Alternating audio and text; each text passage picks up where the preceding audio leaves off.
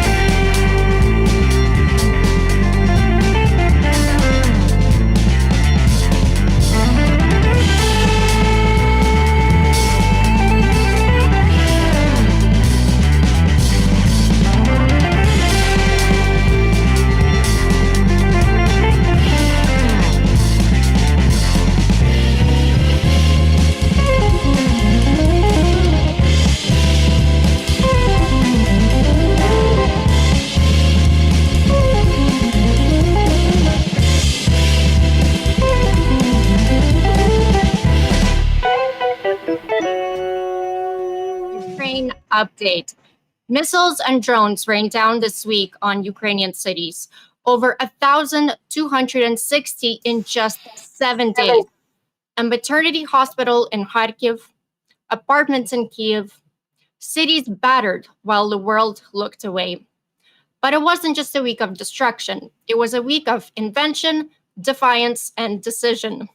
For the first time in history, the enemy surrendered to Ukrainian robots. And far from the battlefield, a shift. The White House changed course. Trump is done with Putin's bullshit. And this week, the much-needed Patriot air defense missiles and weapons began flowing again. Trump also promised a major statement on Russia. Soon, hopefully. Will that statement back Lindsey Graham's sweeping sanctions package? A package that already commands overwhelming support in Congress. This isn't just news, this is the front line of freedom. And you're watching Ukraine Update with the Shills. I'm Slavi, your co-host. And let's say hello to the host of the Shills. Hi, Mr. Dawson. Hey, how's it going? I hope everybody's well and happy today out there, at least in your own world. We've got some amazing guests you're about to be introduced to, and I can't wait to do it. So why don't we slip right in and get them on the show? Absolutely. Today we have Forca Ukraine, a team of American volunteer medics training Ukrainian doctors, first responders, and civilians to save lives right where the missiles are falling. Their courage in action, the embodiment of American solidarity on the front lines. And we're so happy to have you here today. Yes, welcome everybody. I guess let's start at the top and go down. So we'll start with Nick. Welcome. How's things in the world of support and getting the word out and fulfilling the mission? Yeah, I'm one of the newer members of the team. I'm Nick. I'm a paramedic in the United States. And I think, since my time with the team, it's nothing but growth for all the right reasons. And our leadership has just been fantastic, in figuring out the problem set. And I think the big part to remember is our team is just not Americans. We've got folks here that are Ukrainians, and our Ukrainian teammates are what makes the magic happen. We could do nothing without them. It's not our story to tell. It's the Ukrainian story to tell. And I'm just happy to be here along for the ride. Awesome. Next up, we got Bohdan. Welcome. How's it going? Probably butchered that a little bit, but I got a real Canadian West Coast tongue, so I'm not the best with this. Hello. It's good to be here, and thank you so much for the invitation. My name is Bohdan, and I'm Ukrainian. I've been with this team since the very start, and I know some of the team members, even from some previous projects that we did before, back in 2022. It's a big pleasure to be here, and I'm really excited to see, what we can create together today, what connection we can build with the audience we have. Awesome. Good words. And beside him, we've got Mike. Mike, welcome. How's it going? Who are you, or who is your daddy, and what does he do? Hey, thanks so much for having us on. My name's Mike. I'm a paramedic based here in Colorado. I'm the team lead for Forca Ukraine, and as Nick and Bohdan had mentioned, we've been doing work in Ukraine basically since the start of the war, initially with a different organization in April of 2022. But then in March of 2023, we formed Forca Ukraine. Basically everybody that you see on the screen and a few folks that unfortunately couldn't be here today. Nick's absolutely right. This is a combined effort between Americans and Ukrainians to try and bring best practice pre-hospital trauma medicine, but then make it contextual to what Ukraine is dealing with right now. So we've done 5 trips as Forca Ukraine, and we're preparing for our 6th, which will be this fall in August. Thanks again for having us. Oh, our pleasure. We continue down to Kyle. Kyle with the team as well. Welcome to the show.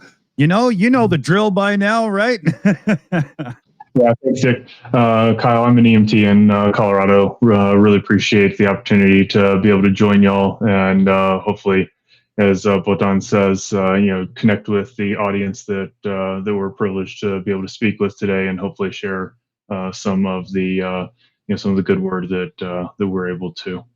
So thanks for having us. Excellent. And then we've got Steve rounding out the group here. Steve, welcome. Hey, thanks for having us. I'm the team physician. I'm actually based in Ukraine. So I left my job back in 2022 and moved to Ukraine in 23 and been here since then and support Forca Ukraine in many ways as one of the connections from the US to Ukraine on a regular basis. I'm really excited to share our story. I think we have a lot of good insights into what it's like to live, work, and be part of this Ukrainian movement to push back against pure evil. Good words. And then let's flip the script on you fellow babies real quick, because we've got the lovely Aziza from Crimea, Ukraine with us, and I do believe we're going to be blessed with music as well. Hello. Thank you so much for opportunity to being here. And I'm Aziza. I'm from Ukraine. I'm from Crimea, but now I'm living in Odessa region. I'm creating the music. I'm artist. I'm activist, and I'm doing everything that I can in this time for supporting Ukrainian army and freedom of Crimea and freedom of Ukraine. All right. Cool. So yes, because of time constraints, Aziza can only give us an actual musical performance here for the first little bit of the show. So I know it seems odd. We've got all these guests here, and we're going to be hearing some great stories about Ukraine support, and but we've got to flip the script, like I said. So Aziza, are you all prepped and ready? Yeah. Let me make sure that there's no voice cancel or anything going on so that your audio comes through clear. There's a bit of a fan noise. Am I hearing that right? Oh, there we go. You're good. Mm-hmm. All right.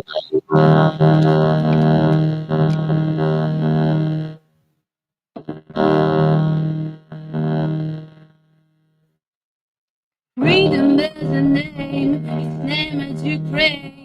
Ukrainian flag is a flag of freedom. Freedom is a name, its name is Ukraine. Ukrainian flag is a flag of freedom.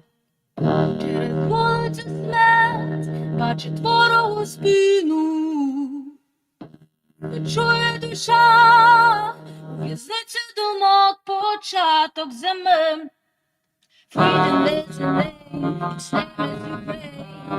Ukrainian flag is a flag of freedom. Freedom is a name, its name is Ukraine. Ukrainian flag is a flag of freedom. Лише рятувати може свободу. Крізь брехню, кров і смерть повертається серед поетів. Не продати супоки, шлунку тих, хто сідає майбутнє. Перестань закривати очі і побач, як гора зустрічає сонце. Freedom is a name, its name is Ukraine. Freedom is a name, its name is Ukraine. Freedom is a name, its name is Ukraine. Flag of freedom. Обирай життя серед мороку, проданих за рай домівок. Повертайся додому в дзеркалах, нічого не бійся, зневірив пам'ять. У відповідь болю на ринку рабів ти час. Ти той, хто створює волю, ти час. Ти той, хто створює волю. Freedom is a name, it's Ukraine. As a flag of freedom.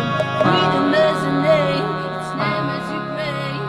Ukrainian flag is a flag of freedom. Flag of freedom.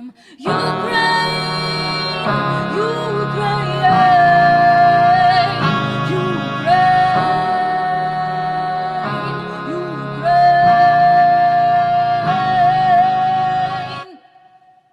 Freedom is a name, its name is Ukraine. Ukrainian flag is a flag of freedom. Freedom is a name, its name is Ukraine.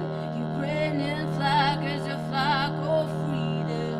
Flag of freedom. Ukraine, Ukraine,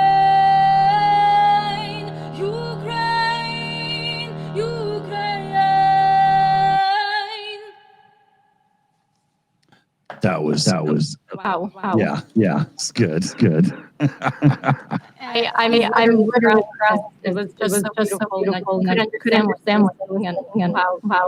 You're incredible. Thank you so much. If you don't mind, I will sing a little bit more for you. Please. Yes.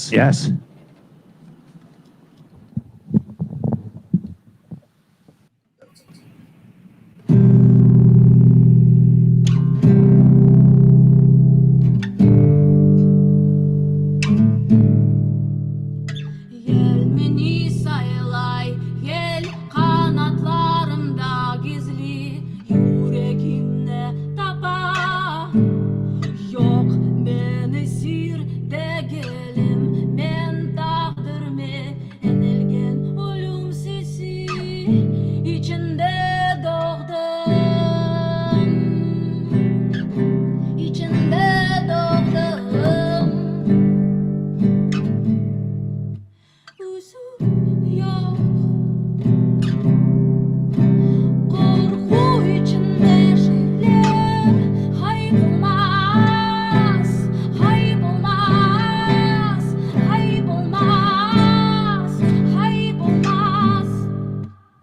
Men, men, men, men, men, men, men, men, men, men, men, men, men.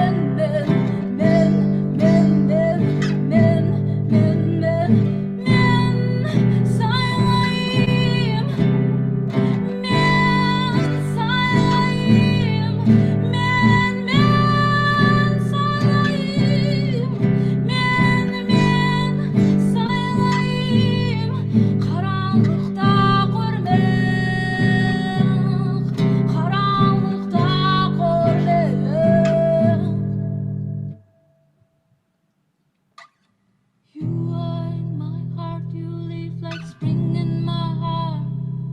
You can't disappear, you can't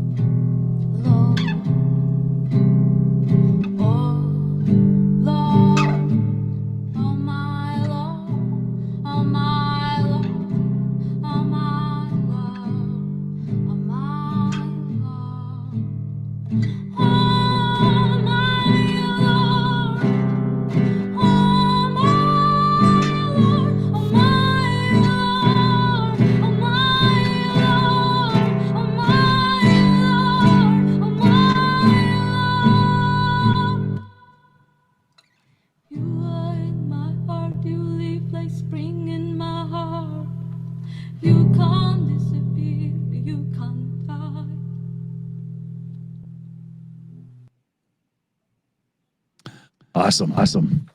Oh. Now we've got weird echo again. Something happened on my end. I don't understand it. Let's sing last song here today. Mm-hmm.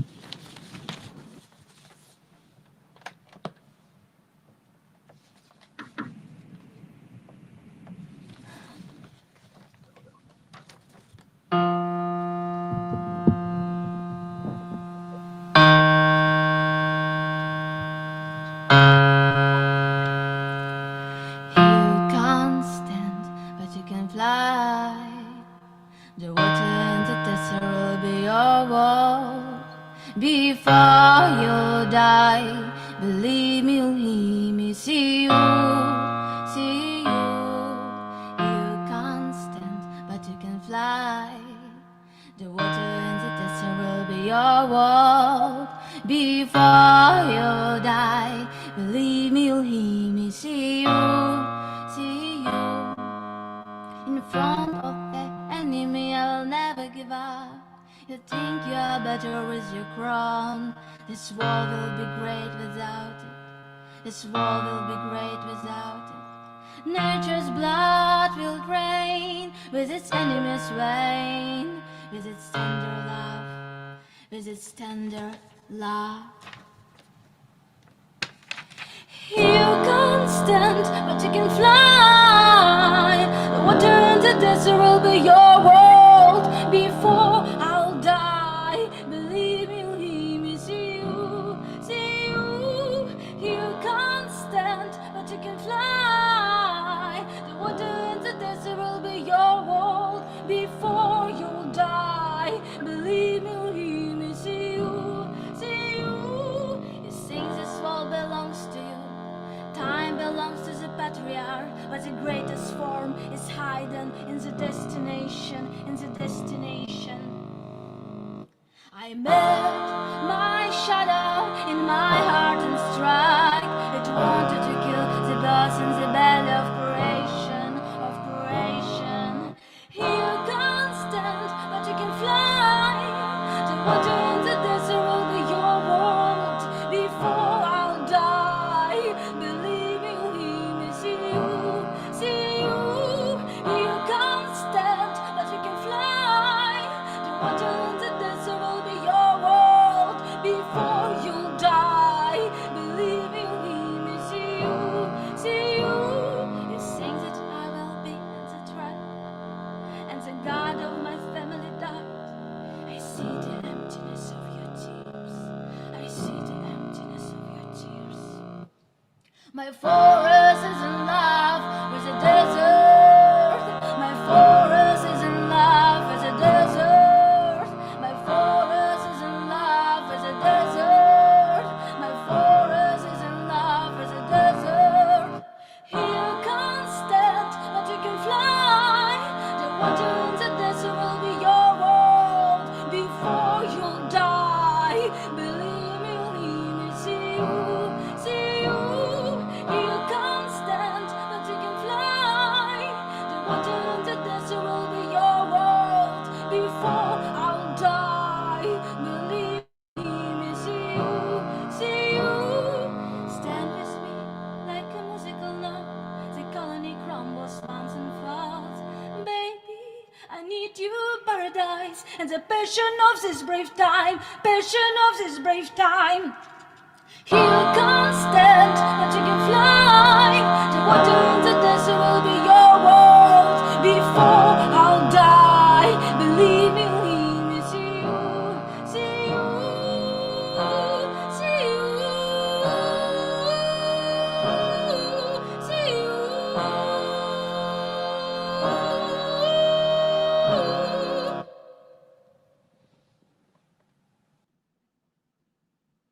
Awesome. Oh. Thank you so much. I somehow have weird echo effect going in. Every time I speak, I'm coming through somebody else's audio. Okay, I'm gonna wrap up the show. Slava, I'll be right back. Okay. I promise I haven't touched anything. Aziza, that was I'm also also echoing. Thank you so I don't know much. what's happening. Aziza, that's so beautiful. I'm out of words. It was so deep and just. Can you tell us where the music and comes from?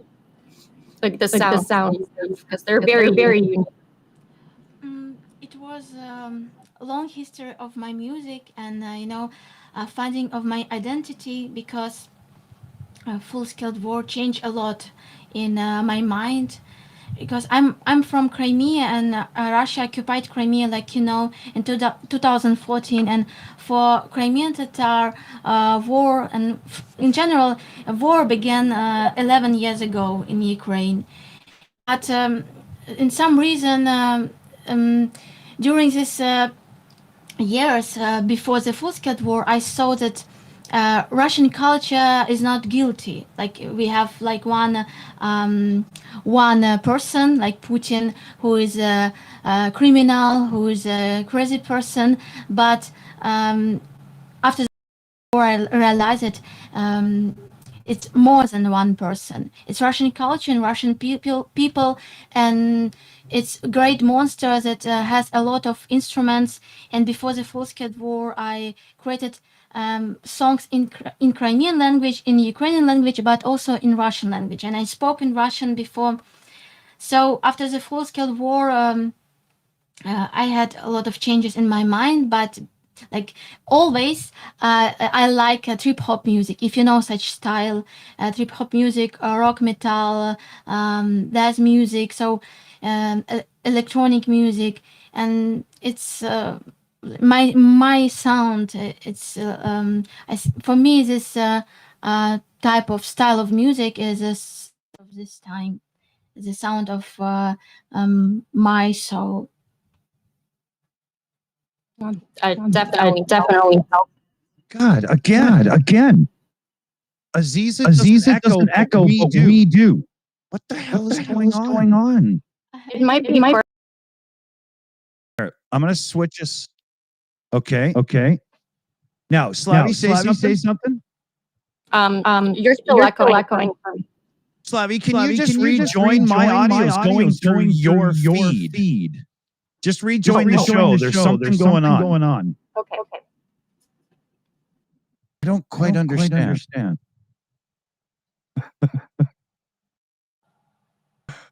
Okay, and now is my audio's only coming through me. Okay, so let's get everybody to say a few things here. Let's just check in with everybody and let's make sure this is working, because I think we have found a way of fixing this. Holy Batman, kind of a neat thing, guys, to come into a stream like this and be entertained first before we get into the nitty gritty. That was pretty interesting, right? Where do you guys want to start with some discussion on what's going on in your world right now as you prep for your August mission and stuff? Mike, should we start with yourself, maybe? Sure, and yeah, the audio is quite a bit better when it's just you talking back. First off, obviously, thanks for the music, Aziza. That was, really special to hear something coming out of Ukraine right now. Yeah, so we're currently planning our 6th Forca Ukraine mission for a couple of us. This will be our 8th trip into country. Obviously, Steve is there full time. What we always do is we look at the situation on the ground, and we've done our best to try and learn as much as we can from the Ukrainians that we've taught in the past to make sure that what we teach is contextually appropriate. So combining those two elements, unfortunately, this trip is probably going to look a little bit different from ones in the past, and that's just reflective of what's happening on the ground right now. I'm sure most of your listeners are familiar with the geography, but in both July of 2023 and March of 2024, we started our trips in Pokrovsk, which obviously is not something that we can do anymore because of what has happened there. In this last trip, just in April of this year, 2025, we did we started our trip initially in Kharkiv, and then we moved down to the Donbass. where we were just north of Dobropilia, which if you've been following the news lately, is directly on the front lines, saturated with FPV drones, getting hit very hard. And then that road, basically, that comes down from Kramatorsk down to Dobropilia is really inaccessible.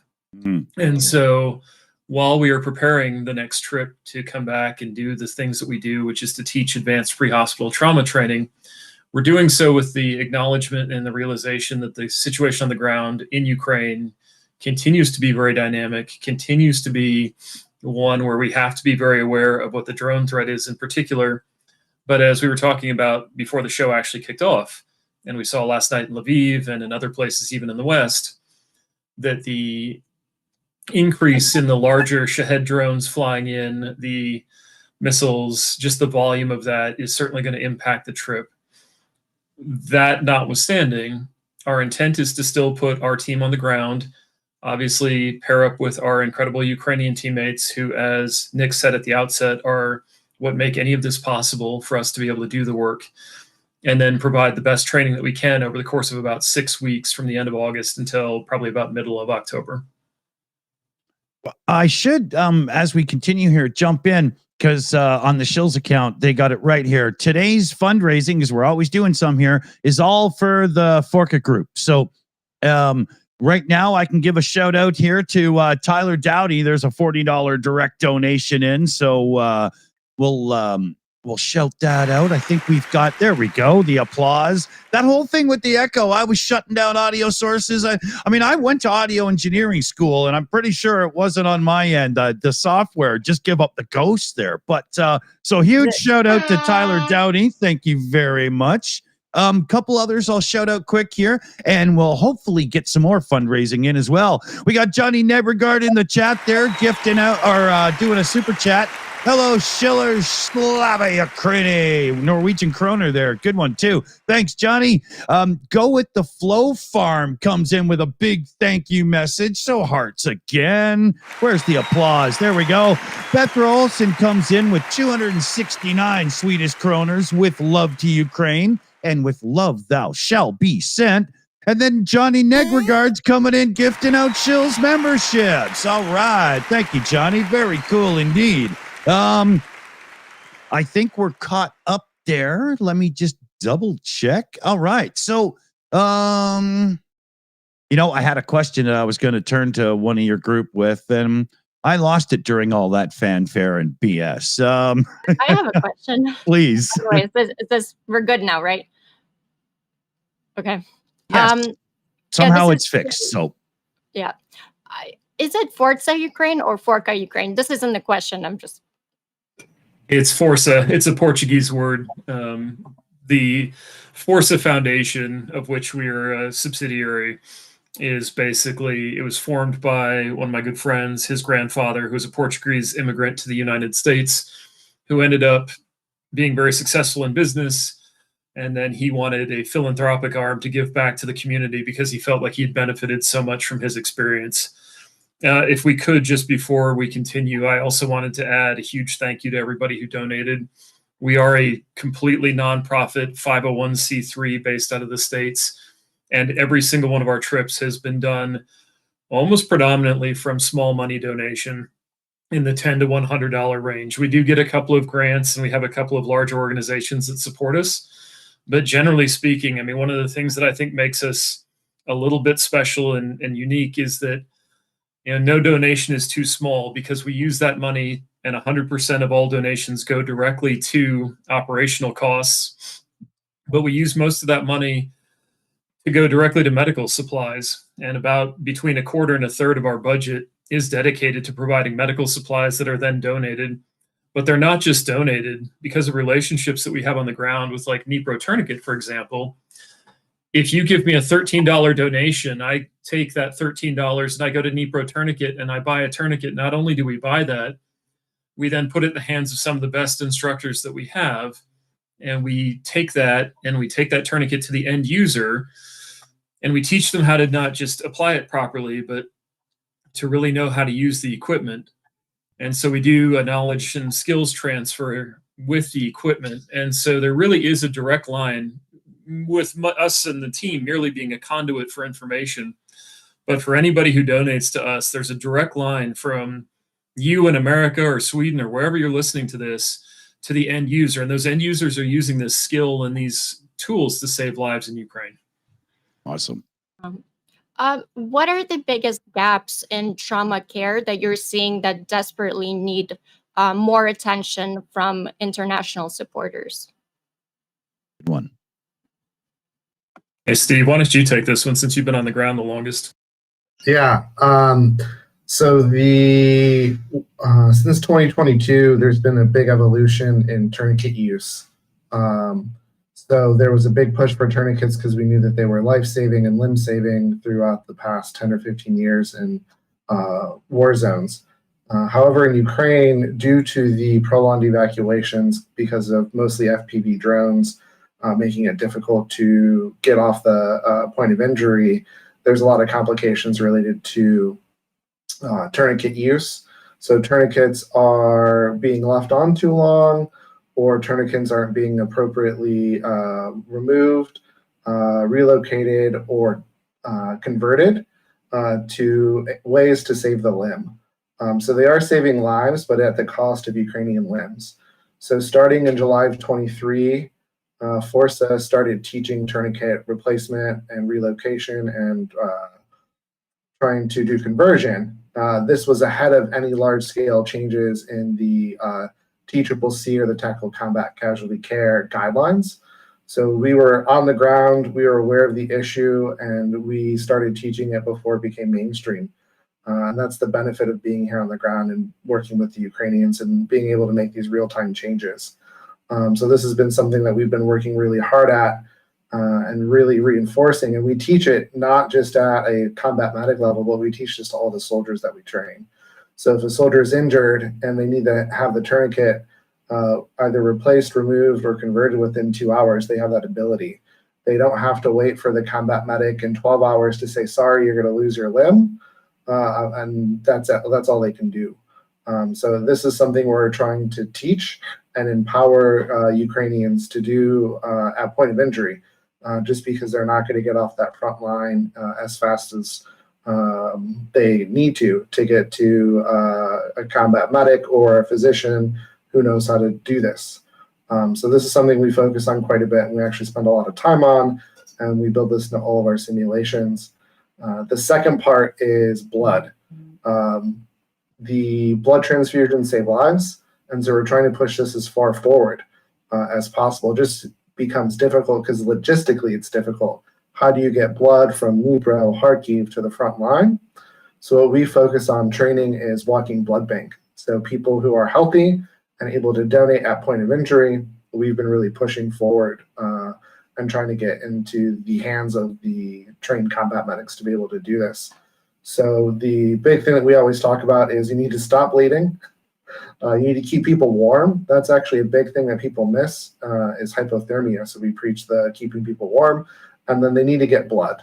If you do those three things, you're going to save a lot more lives than you were before. And these are basic things that can be done within the first 6 hours of care. And so this is what we're really pushing forward, and this is what we focus on most when it comes to having the most impact in saving lives through pre-hospital medicine in Ukraine. In-depth answer. Very good. Very good. Yeah, if I could just jump in on that as well. I mean, I think one of the important things that Steve talks about is, having to make medicine contextual to the Ukrainian problem.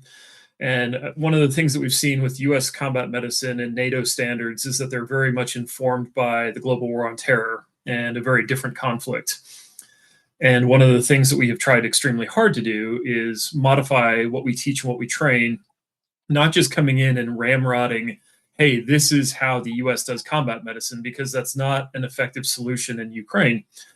And so because Steve is there, because we embed with units when we're there, we do our best to try and make that, to learn as much as we can from the people who are actually in the fight. So the Ukrainian medics, the Ukrainian DSNS, other first responders, Ukrainian doctors, and then extrapolate that information out that we're getting from them and adjust our training so that we're taking best practice medicine and making it contextually appropriate to what the Ukrainians need Mm. in the context of not having helicopter evacuation, of not having air and fire superiority, of having extremely prolonged field care, like Steve was talking about.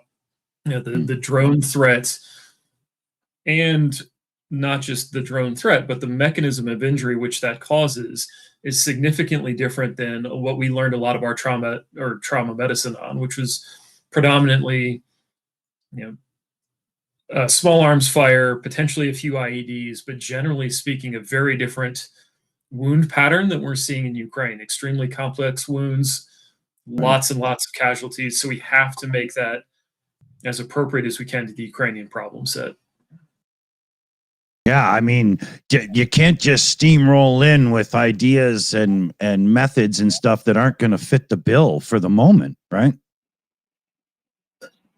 We've got a few. The call for shoutouts did work here, fellow babies. Wow. So let me do a few more, and we'll get right back into this.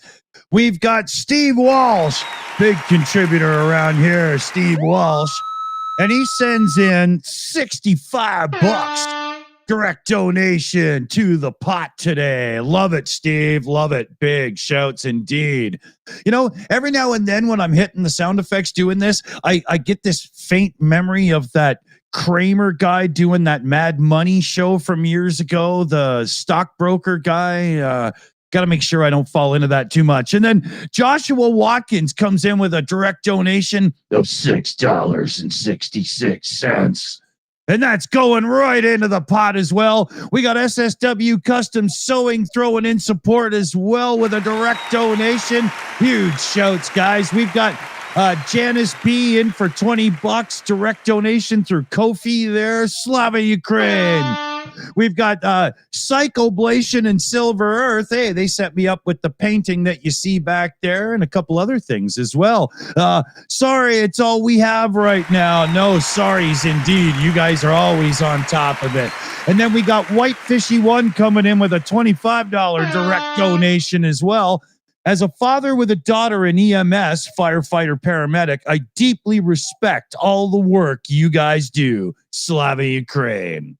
Well said, White Fishy. Let me make sure I'm caught up because it was coming thick and fast there and it was really hard to keep track of everything. I'm going to double check in the background and make sure I haven't missed anybody, but so far, wow, guys, well done. All right, let's keep it up because support does sometimes cost a bit of cash and we know how good you are at helping. I was hoping I would remember that question I wanted to answer earlier in this same moment and environment. It didn't quite work out. I'll turn to yourself, Slavy, there. Question. What compelled you as American volunteers to bring trauma training directly to Ukrainian war zones? Just to any of you who wants to answer. Who has? I'll kick that. Yeah.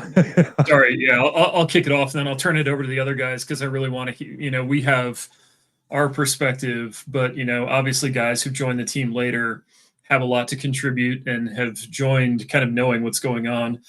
But I think in the early part of the war, we saw a huge amount of effort going out from Western organizations, big organizations, and basically, Ukraine was just flooded with volunteers. At one point, I think Dnipro, there were 180 plus NGOs operating out of Dnipro. But what we found was after the war entered its second year, so in February of 2023, a lot of those bigger organizations, because it's hard, it is difficult to be in Ukraine, especially providing medical help. The tyranny of distance is real. How long it takes people to get into country impacts the kinds of people that you can bring in and keep in consecutively. But we saw that there was a significant dearth in advanced pre-hospital training. There were a lot of people on the ground teaching the basics of hemorrhage control, and that kind of gets to what Steve was talking about in terms of tourniquet application problems that we then saw manifest later on. But what we didn't see were a lot of people who were teaching the advanced pre-hospital trauma training. So the stuff that Steve talked about, tourniquet conversion, blood in the field, IVIO access, surgical airways, the things that are critically important when you're dealing with the complex wounding patterns that we're seeing in Ukraine. It's not small arms fire where you can just throw a tourniquet on, fire and forget. It's definitely a much more complex injury pattern that we're seeing. And so when we felt like there was a real gap in that ability for the medics to get that training, we were kind of looking around, you know, Steve and Emily and a couple of other folks who are not on the call right now, going, man, somebody should do something about this. And then we started kicking around the idea that that somebody should be us. And we're fortunate that the Forca Foundation exists, and we were able to sit and get a Ukraine healthcare effort put underneath that. But that was really the impetus, was that we identified what we thought was a need out there. And then we just wanted to fill that need with some of the best people we could find. And I'd love to hear, you know, what Kyle and Nick and folks who've come in after the fact or after that initial thing kind of feel about that.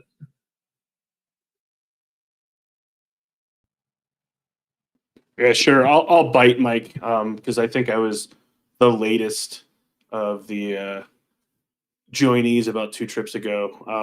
You know, I met the team through mutual friends. I was actually speaking at a conference, and they had to suffer through me talking about American pre-hospital blood programs.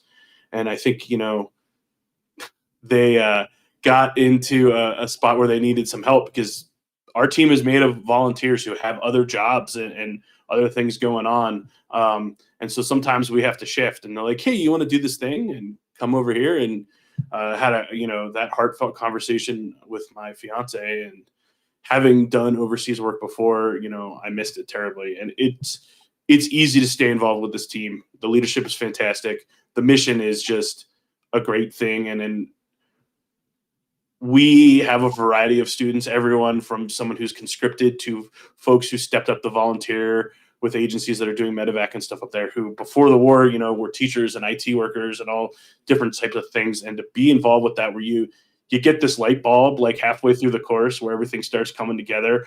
That is completely stolen from every other teacher that's taught in the history of the world. When you see that student have that metanoia, you know, that click, but it's fantastic, you know. And to Mike's point, there's tons of NGOs over there that are doing the best they can. I know ours really focuses on, hey, what are we doing with the donor dollar? It matters. I know that sounds silly. People say that all the time. You know, we know it's not just your mother donating, but a lot of people donating to this and helping us take what is hugely a crowd-funded war on the side of the Ukrainians, and putting the best product we can in their hand through partnerships like Dnipro. I don't mean to sound like a commercial, but it's a real tangible thing. I was blown away. I went to the factory in Dnipro, the old one where they're making these tourniquets, and I was like, this is a quality product. We're training on it. We're using it. They're a partner with us. They believe in us. And so it's just a fantastic thing. I mean, really, I can't say no anymore, right?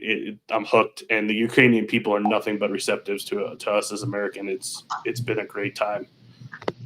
Yeah, and I'll add on to that as well, right? For me coming in, I had the opportunity to kind of come in knowing exactly what I was getting myself into, right? Mike and I had met doing some other stuff, you know, and doing some training on a different project, and so my background is having done a bunch of stuff internationally, and like Nick, very much missed that opportunity to, as much as instructors we like teaching, I think one of the things we like most is learning.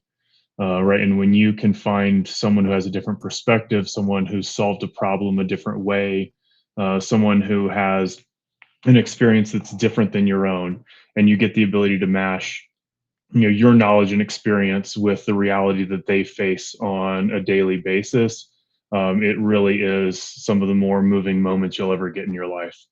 And so it's for me, it is somewhat selfish, right? I have this opportunity to to go over and be not just a part of teaching, but to learn on a daily basis, and to be blown away by the quality and care and consideration that the Ukrainian people have, the heart that they have, to work with the interpreters, our teammates, our friends, right? These aren't just colleagues, right? These are guys that we would very happily give up anything and everything for. They are our family as a team, across the entire spectrum. And those who are on this call and those who are not, And so I think that it started as, of course, right, like as instructors were like, yeah, this is fun and intellectually interesting, and then it becomes very deep and very personal, right, and it becomes something that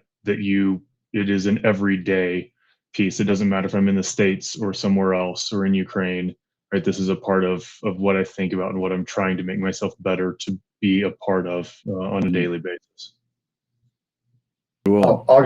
I'll go, and then I'll let Bodon go. But I didn't know this at the time, but I fell in love with Ukraine. And it's the people, it's the land, it's the culture, it's the way everyone approaches life.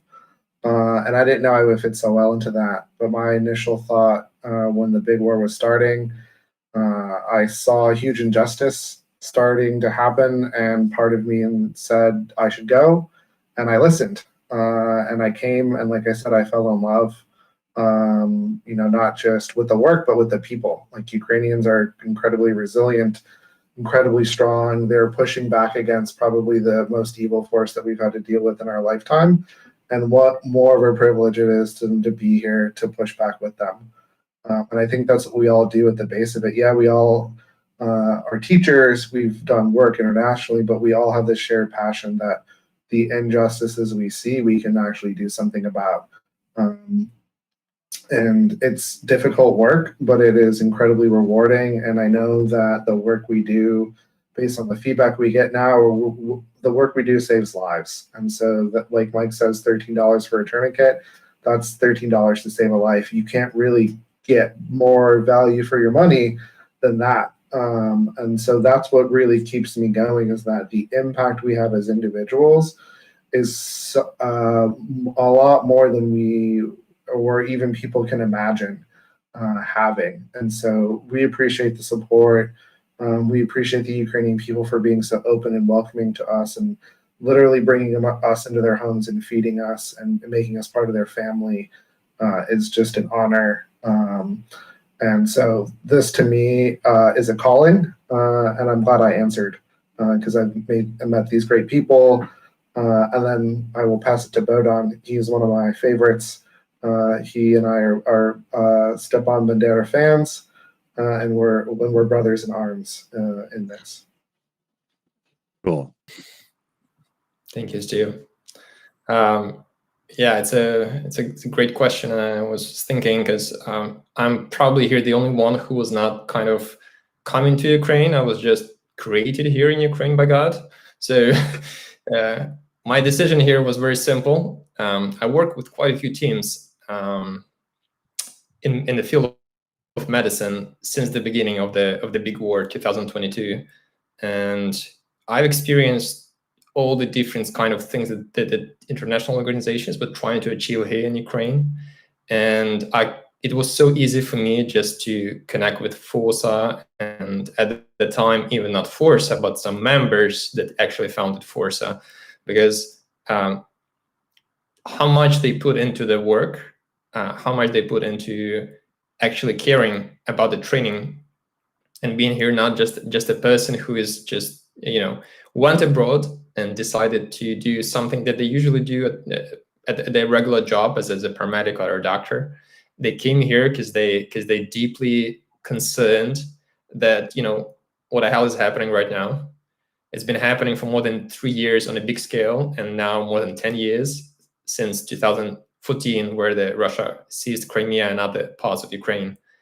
And for me, it's a lot about the big change that is happening in history. So if we want it or not, things are changing. And the conventional wars that were happening before, they're not a thing anymore. It's not like someone is going to send like 1 million troops and try to invade some country.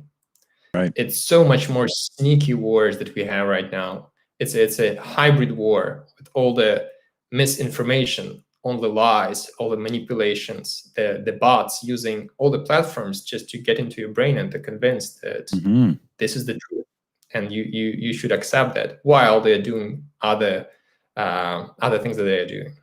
So if there is this idea, right, that there is a country that in the modern world can just invade some other country and take it over by any kind of means, it's just a very, very disappointing idea, and I just I cannot accept that. It's just not something that, that I can live with. And with help with this team, I see that there are people that actually care. And here I'm very clear to differentiate, because we have international bodies, governments, right? And they have own opinion and they have own ideas what they want to do about some wars. But what is more important is even people of the country. I know that the policy of the US has changed a lot, but people that you see here from Forca Ukraine, they have never let down Ukraine. And they were here, they were training, and this is why I'm so proud of them. Awesome. I wanted to turn to Aziza. What thoughts come into your head here in what we just heard, right? I feel it's a big honor to be here through these people, because you did so great job and great work for independence of Ukraine and for freedom of the world. And I'm always thinking about as a reason of art, as a reason of music. And sometimes I think it's art and music has no sense, because I cannot stop the rocket. I cannot help directly the army, but I try to do small work, like donate through my painting and through my music. And it's great that I met so great person like Rick, the Ukrainian, that found a lot of money for Ukrainian army, but still sometimes I thought about the past, and if like Bogdan said, that this war is more than only war on the battlefield. This war is also about the Russian propaganda of Russian world and Russian diplomacy that is really strong, and they have a lot of money. And also for me, most terrible enemy is good Russian also, because if Putin's Russian are really sometimes stupid, but yeah, they have big population, they're really dangerous with all weapons, with nuclear power, but sometimes good Russians can do more disgusting things in this time. So during this war, they still want to say that they are better than Ukrainian. They have more truth in more peacefully mind than Ukrainian, and they created their work films, production, music, and in this way, Ukrainian voices are very Russian voices are very loud, and Ukrainian are hidden in the shadow of the Russian, because still for the world, for Europe, for United States, Russian are something good. Like Putin is bad, but Russian are okay, and so they try to show the supporting of Russian opposition, Navalny, and another opposition power from Russia. And I think it's also part of supporting of this great monster, because he saw it saw that it's okay that nobody stop this monster. Nobody can say something against this monster, and so it's work directly in the direction of supporting Russian army, because it's one state, one philosophy, and I try to tell about this to the people in my country, and also my friends that live in another countries. I try to explain how it's important, because first we have the philosophy, first we have the words, literature, ideas, and then by my nation, because I'm perfect example of colonized personality, because long time I didn't realize this, because how they colonized Crimea, they deported my nation. So they deported my nation. Through the deportation died at least 47% of my nation. So it was a big genocide, and they colonized Crimea. And in this big fighting, I always think about Crimea. And sometimes it's like a big dream, because somebody can say, oh, how you can dream about Crimea if we have so hard, difficult situation on the battlefield. So we have to defend a lot of territories on the east of Ukraine and in the center of Ukraine. And Crimea is like somewhere, far away from us. And every year we are far from my homeland, from my mother. My mother lived in occupation. And for me, it's like, in any case, I'm fighting for Crimea. And I try to explain to people that Crimea is a reason, because Crimea is a place that so war began in Crimea, and without free Crimea we could not be free, because Russian, like my mother is crying when Russia shelled Ukraine from Crimea, because she has the feelings that it's my mother shelled Crimea, Ukraine.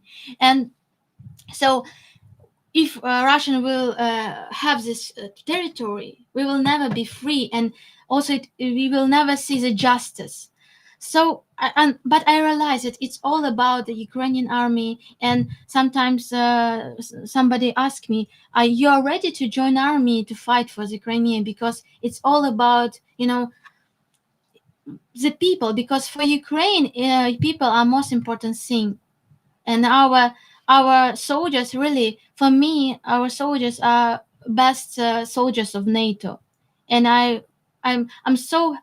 I feel so great gratitude for your work, because now I saw how it's great. You build great system for supporting Ukraine, and all your stuff is like my life here in a free Ukraine. Because my mother could say that it is better to live in Ukraine under Russian shelling than to live in occupation under Russian power. Because Russian occupation is the worst thing that can happen with people, because it means that a lot of great good people will be in prison, and it's a time of silent terror, and it's when they can torture you if you have a good heart, if you are human. So in this way, I'll also think about the sense of my life every time. And thank you so much for being here with you, and thank you for your work. Just to feel great love to you, and to you friends that support Ukraine all this time. And yes, for me, power is a people, not the leader, because we live in the time of old men that have the power and try to build this old world, with all these rules. But no, I really believe in people, because Ukraine proves this in our own history, and I believe in the will of the people. So thank you so much for being the real power in this time. Yes. In Ukrainian, we have the word vola, which vola. Do you want to explain to the people what vola is?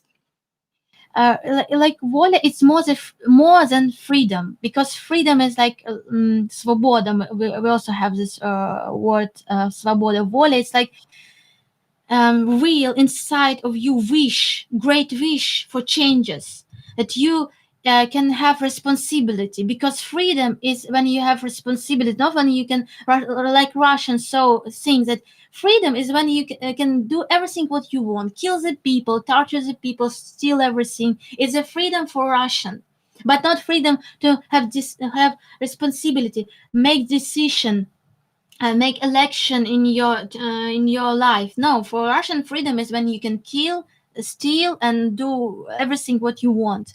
But for Ukrainian, freedom is a will, when you can have responsibility, when you can ask answer of everything what you do in your life, and say that my country begin in me, inside of me, and then everything. So a lot of people say that we are like not like Russians, stupid Russians think that Zelensky is the reason of the war. It's stupid, because if Zelensky will die, or Zelensky will not the president, we will continue to fight, because Zelensky is not the reason of our struggle. Definitely not. Definitely not.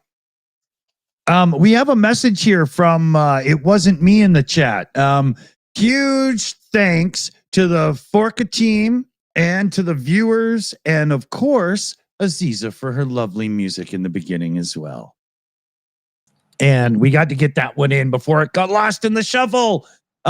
We do have some questions coming into the room there, Slavy. Are you on that? Yeah, there's a lot piling up. I've been. We best get to it. Yes. Yeah. Well, first one from Whitefishy, and question for Forca: are you guys predominantly military medical training?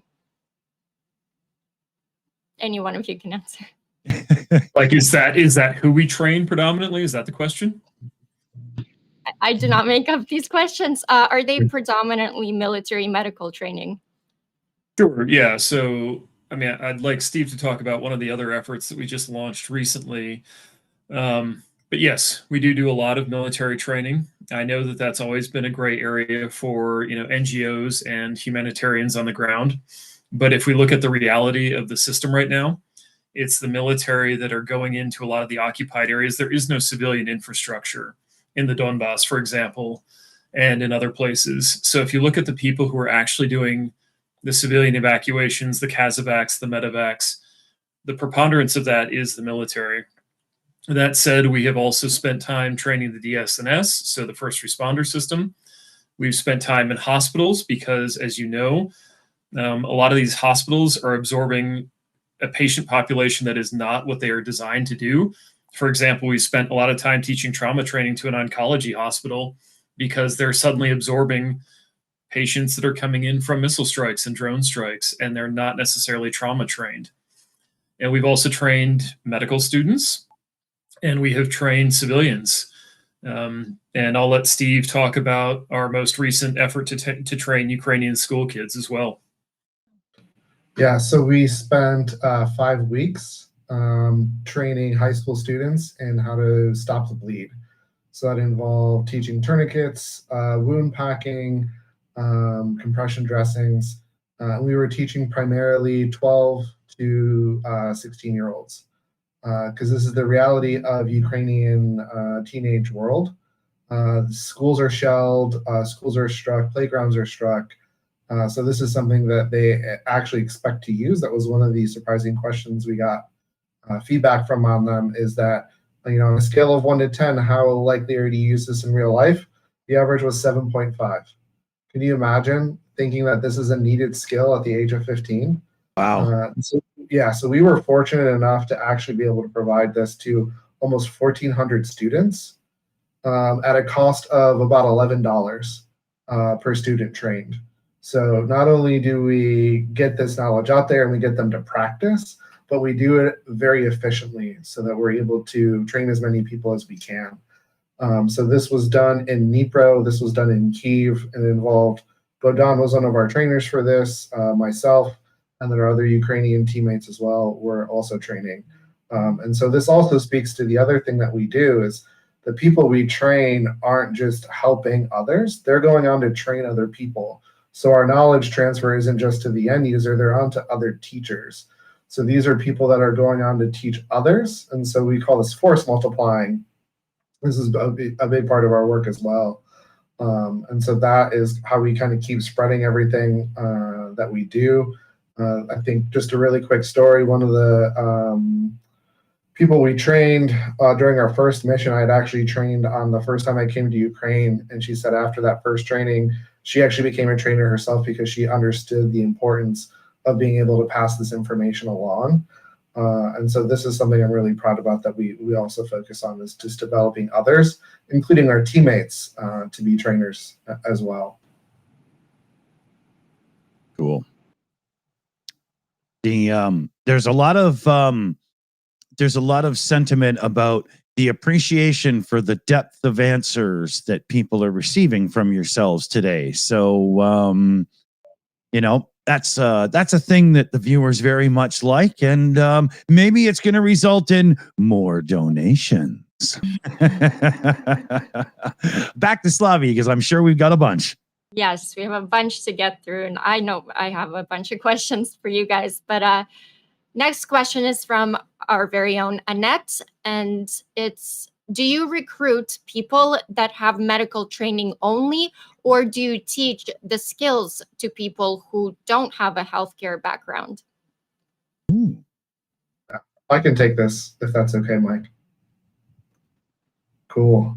So we train everybody regardless of background. So I think it was maybe Kyle or Nick, I'm sorry, said something to the effect that we get people who have no medical background, Nick. So people who are IT, teachers, factory workers, farmers, who get conscripted or volunteer and have never received proper training. And so we are able to train them with no medical background. And this is another great thing that we do, is we're able to deliver medical education on a level where people understand it, everyday people, civilians, kids, teenagers, people without any medical background. We're able to get them to successfully, after our training, do these skills and use these skills. And it gives me another story to tell about the work we do. The group of soldiers we trained in just wound packing and tourniquets had one of their soldiers get injured and their medic froze. This happens. You know, we have the flight, freeze or fight. This medic froze, but the soldiers were like, hey, I went to Forca Ukraine training. I remember what to do. They packed the wound. They saved that guy's life. And so these weren't people who were medically trained. These were people who were either in the military for a long time, or they were factory workers. One of our great students was a judge. And so these people come from different backgrounds. So I think that's what's special about our team, is we're able to deliver our message in a very understandable and usable way, which I think, like I said, is a super unique part of our team and fits our mission really well. Indeed. Great answer. Thank you so much for that. The next question is from RP Marson. Probably stupid question, but can blood only be donated in Ukraine? So I'll answer this because it's a complex question. So the blood system currently, you can only donate blood in Ukraine to be used in Ukraine. Right now, Ukraine is not accepting international blood. There's a whole process that goes into this. And then there's very specific rules within Ukraine of who can donate, and it's specific for Ukrainians. The good part is they actually have very high-functioning, well-operating blood banks that are always busy and always giving blood. The hardest part, though, to this is the logistics of getting it from the blood transfusion center to the front line. And that's the biggest bottleneck, is it takes special equipment to keep the blood cold. And then you have to warm the blood, so you need blood warmers. And then what we focus on is the hard skills, which are IV placement, IO placement, because you need that to give the blood, and that can be really difficult, especially in patients who've lost a lot of blood. So the blood is there. It's more of the skill professionals and the actual logistics to make that happen. Cool. Yeah, thank you for that. I figured that wasn't going to be an easy question to answer just because of the volatility of the item in question, right? Yeah, and just a really quick, there's a huge fear of blood in Ukraine. So before this war, blood was used very sparingly in trauma. They had very specific rules you had to go through. And because of the big war in 2022, they actually had to change laws to actually give blood before you knew their blood type, before you knew their blood levels. So this is actually a pretty radical change for Ukraine. It's been taking some time to implement, but it's slowly coming around. And again, this is something that we do. We teach and break down the myths of blood. This is a huge part of our course. And a lot of people who are very skeptical, by the end, they're very open to it and want more. And so we help facilitate that, even though we're not here in country all the time. Cool. I'm going to just jump in quick here. Couple of shout outs to do. Yvonne Way with a Slava Ukraine message in the super chat line there. Thank you very much. Nikki Hill sent in 5 Shills gifted memberships. Very cool. And then Speak of the devil, Rick the Ukrainian's here, and he gifted in 5 Shills memberships as well. Great to see you, Rick. Hey, you know where the link is. Jump on if you want to say hey. Always great to see Rick around. If you want to see what fundraising really, really looks like when you're an absolute hardcore, you get over and check out Rick the Ukrainian's ability to get money in. Wow. Okay. Well, I got a shout out. SSW Custom Sewing is asking if we can get Vita from Think Ukraine on the show. And yes, we're on that. I know you keep asking us. And thank you so much for channel Super Chat.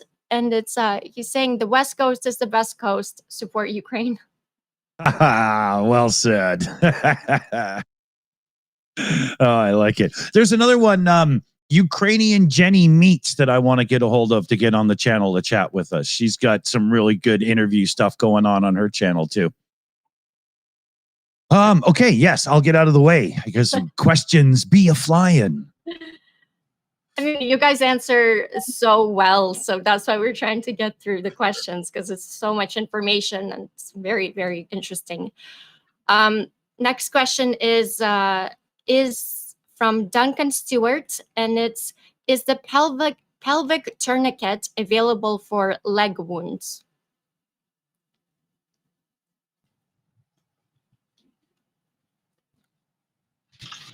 We got a whole I'm bunch wondering of. if they're talking about the abdominal, or you think they're talking about the abdominal tourniquet, guys? I think you could talk about both.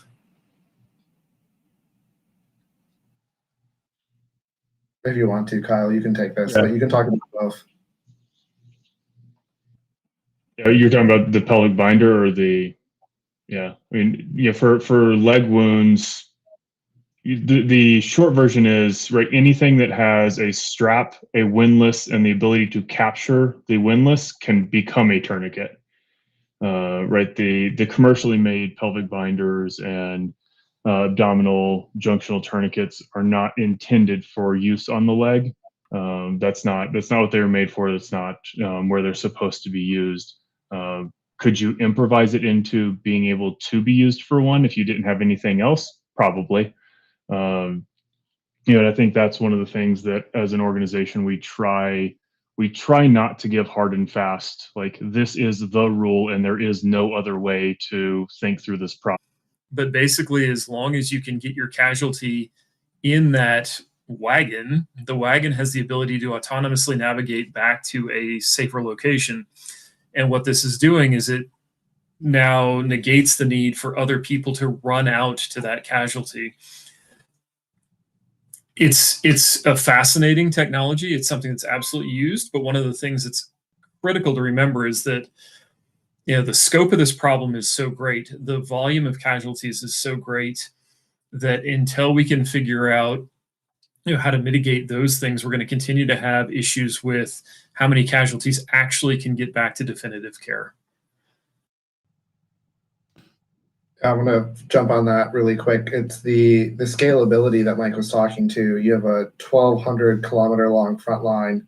So they are testing these in some specific areas that we've seen. And again, it's a logistics problem. So the technology exists. The ability to make these machines exist.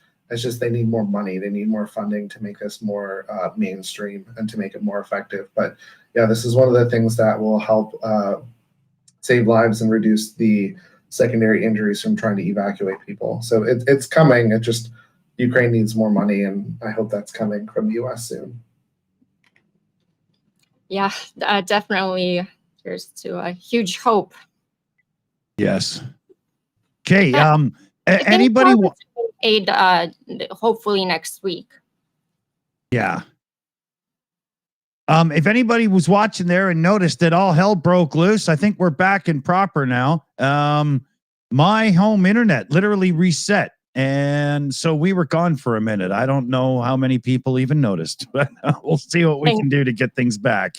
On my stream, it dropped off and a lot of people left. Yeah. But it seems like we're back on, and I know it was a little bit weird asking the questions because I couldn't see anyone. So I'm like, what's happening? Yeah. I wasn't sure if it was still feeding out to the stream or not, or what was going on there. But yeah, okay, we're back. We're all right. I'm just gonna double check some stuff in the background to make sure we are truly all right and not just hanging on by a thread. I don't know if that was like, why today? Why today? Really? You know? Yeah, one of those days, I guess. Next question we have from Duncan Stewart. Is saline available to medics up front for hydration volume? Nick, your turn.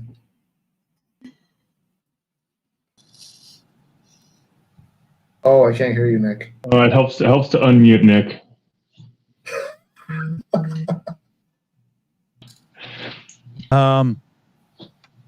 Is he having? There we go. Oh no, we don't hear him. I see he's got that issue he had in the beginning. Just let me refresh you, and you should kick in any second now. All right. There we go. Now? There we go. Excellent. No, so yes, Duncan, my experience with the military medics and the other medevac units, like the hospitaliers and some of the other groups over there, is they do have saline. There's all sorts of that stuff out there, but a lot of it depends on just what the unit was able to purchase or get in donations, right? So one of the things to really remember, to Steve's point, is the front and the size of this war is gigantic, right? It's not focused in one spot. And so there are regional differences in the supplies that are available, and the logistics that are available, and thus the healthcare that's available. But saline exists, lactated ringers, other what we call crystalloids, the clear fluids you see hanging. Access to that is absolutely there. And the downside to having access to clear fluid is it doesn't fix blood loss. It actually makes blood loss worse. And so this is actually something we talk about quite a bit, and it kind of gets what Kyle was talking about. You're stuck in a situation where you have something you can do to maybe help or maybe not help, and you have to use your resources. Well, unfortunately, normal saline or crystalloid doesn't help in blood loss. And so we talk about, again, the emphasis on needing to get blood inside that person, because you can actually make things worse by giving the saline. Thank you so much for that answer. Definitely makes sense. Next question is from Christine McCall.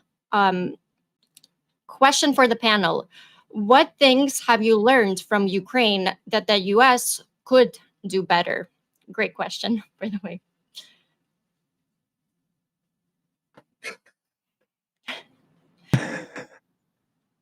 Who wants to try that one? There's so many answers. There's so many answers. That's a whole show in itself. How many hours do we have to answer this one? First off, the lack of hachipuri in the States is a startling problem, and it needs to be solved immediately. I think we're learning a lot about medicine, right? And I've had to tell students, I am sorry that you guys are the test subjects. But to the points Mike's have made earlier and other folks, figuring out what contextually appropriate medicine to the Ukrainian conflict is important.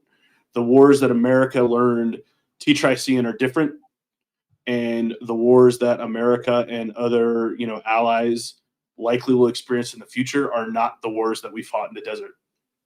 And so that's different, and we're learning that from Ukrainians. Hey, this didn't work. Why this not net? I think one of the really interesting things to look at is the military-civilian partnerships that are going on there.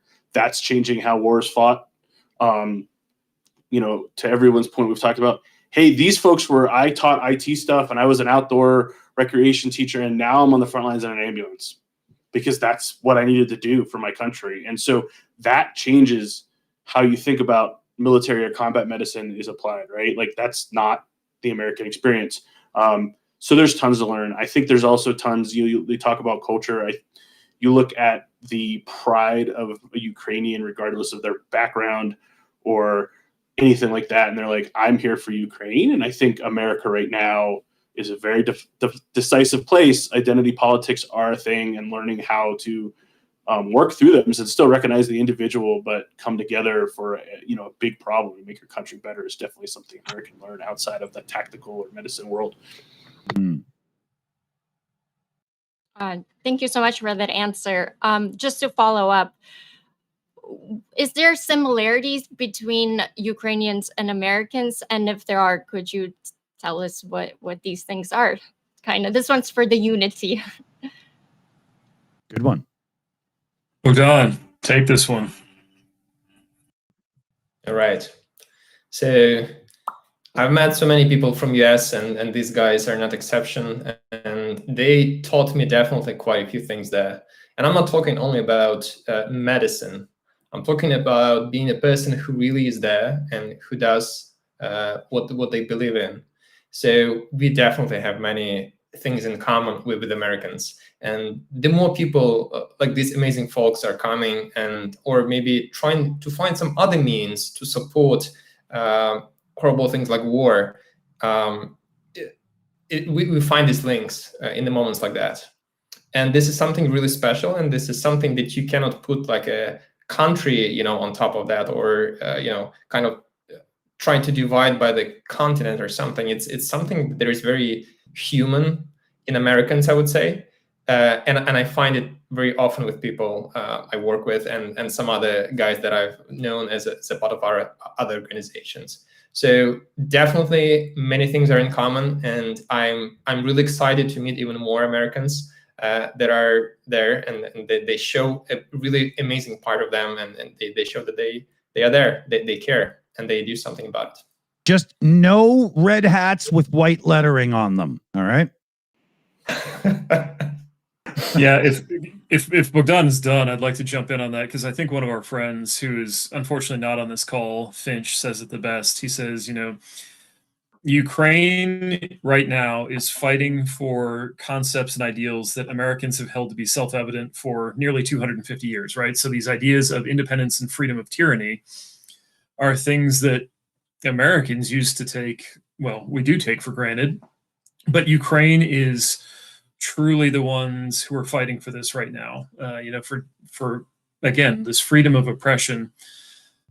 And so, what Ukraine stands for right now is really what we should hope for people all over the world, which is that you should be able to live a life of autonomy. You should live a life where you don't have drones flying through the night. And this is one of the things that I think we all struggle with, is that we would not wish this war on anybody, but I cannot imagine my life without Victoria and Susanna and Bogdan and all of our teammates in it.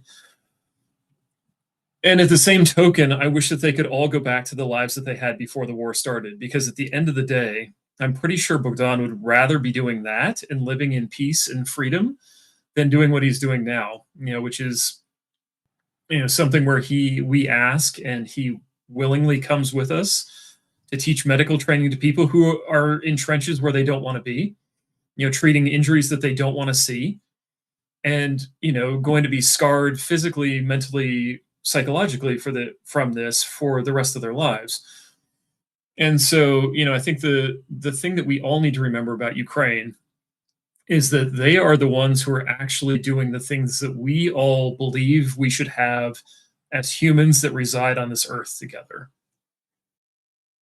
Well said, man. Thank you. Thank you so much for that answer. And I do have, this is a good segue to go into a question from Annette.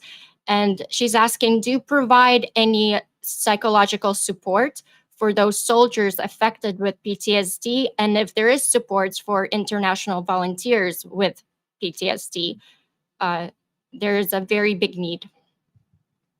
Yes. So in our most recent mission was our first time we brought out a mental health care provider. Yulia, she's Ukrainian. She now resides in the Pacific Northwest in the US. She joined us and was teaching psychological first aid to the soldiers that we were working with. So in context, we were teaching tactical or pre-hospital trauma medicine, and at the same time, she was teaching how to manage acute stress, how to manage PTSD. So we've built this into our training program because we recognize that it's such a big issue and will continue to be a big issue for many years to come. And so again, our goal is to try to save lives at the point of injury. That's not just stopping bleeding, keeping people warm, and giving blood. Is once they get through that, then they need the mental health support. They need the social support in place for that. And so that's, again, as we expand as a group, this is one of the things that we're going to focus on and continue going forward. And then fortunately, Yulia is connected well to that mental health world, so that if we need support, not only do we have each other to talk through that and support each other, but we also have connections to appropriate therapists as needed. Cool.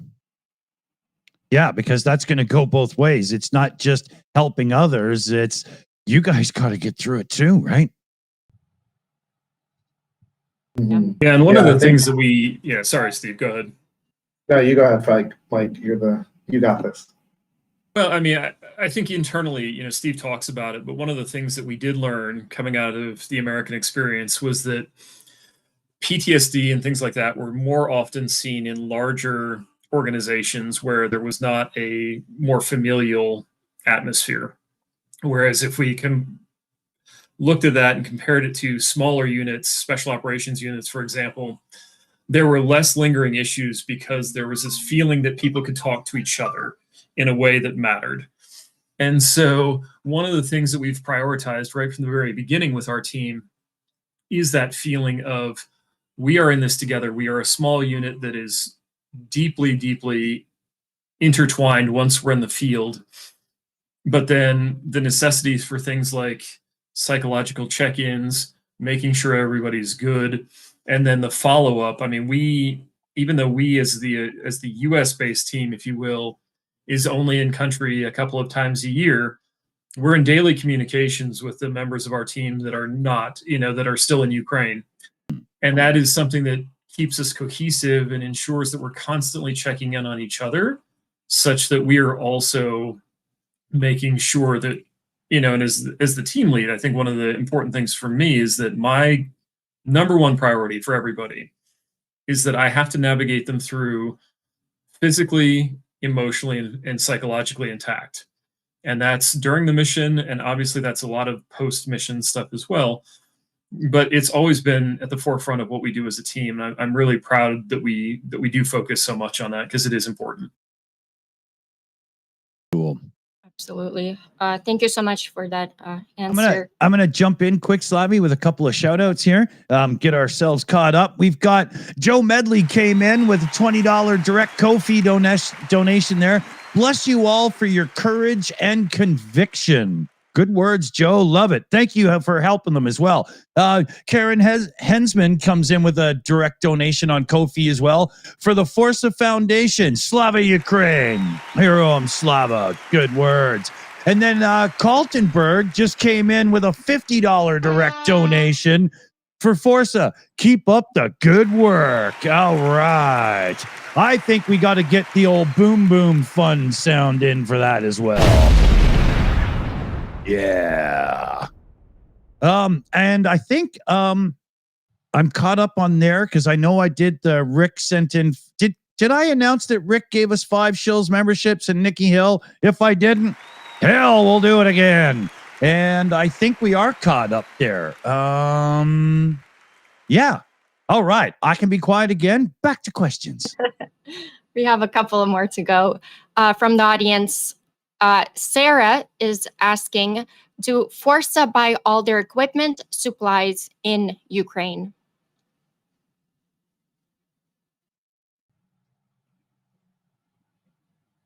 All right. Yes. No, since no one else. Yeah. Yeah.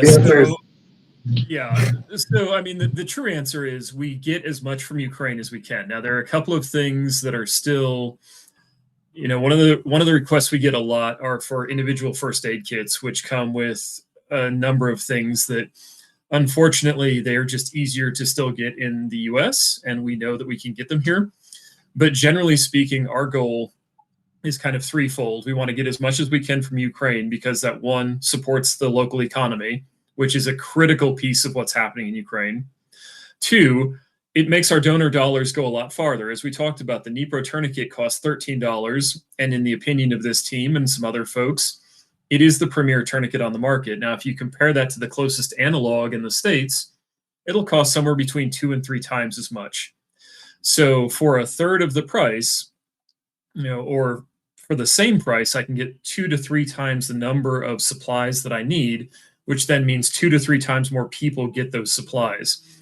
And then finally, by providing things that are local, it provides a solution that is replicable in Ukraine, right? Like, you don't have to wait for the Nova Poshta to deliver the thing that your donor in the US sent you.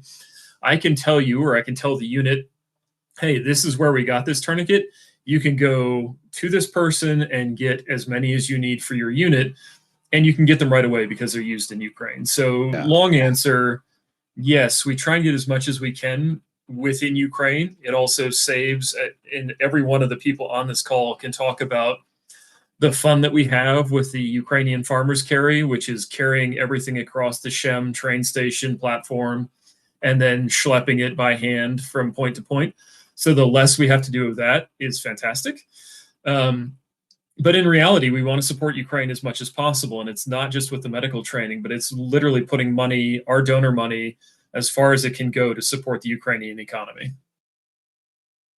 Yeah, because the wheels of commerce have got to, as often as you can, involve the local economies into things. Then you're doing more than just your mission. You're also participating, and that's a good thing. Yeah. And if anyone wants to push for this, it's chest seals. That's like the biggest thing we can't find of high quality at a good price in Ukraine. So if anyone has connections to chest seals, which are basically big pieces of tape, essentially, for holes in the chest, that's it. We can get pretty much everything else in country that would be part of an individual first aid kit. Well, cool. You heard Steve, guys. If you know anyone that could help out with that, please let us know. Oh, yeah. Next question is from Cheryl. She's asking, do you use freeze-dried plasma at the front? I'll take this. If you can find it and you can afford it, yes. This is actually one of the most requested items that I get personally. I see in different chats. The hard part is that it is expensive. It's only made in a few countries. It does have some advantage to it because you don't need the logistics to back it up. You don't need a cooler. You don't need a warmer. You just mix in some normal saline and you're good to go. The problem is it's not a fix-all. It's actually one of the last recommendations for blood replacement. So for blood replacement, it's whole blood, meaning you take all the components of blood, give it to somebody. If you were to go to a hospital and get blood in the US, usually it's just one of the 3 main parts. One of those is plasma. That's like the next. And then either red blood cells or plasma. And then the last thing is freeze-dried plasma. Usually because it's not as effective as the other forms, but it's better than normal saline or lactated ringer like we talked about before. So again, if you have friends in France or Germany who want to spend a lot of money, that's where fresh frozen plasma is made. Some of it is made in Ukraine, but because of the military rules and such, that's harder to get. So people who have friends in France and Germany, please find fresh frozen plasma and send it to Ukraine. Great. Fantastic answer. Thank you so much. Next question is from Duncan Stewart. Good question. What is the next step for head injuries and PTSD, guys?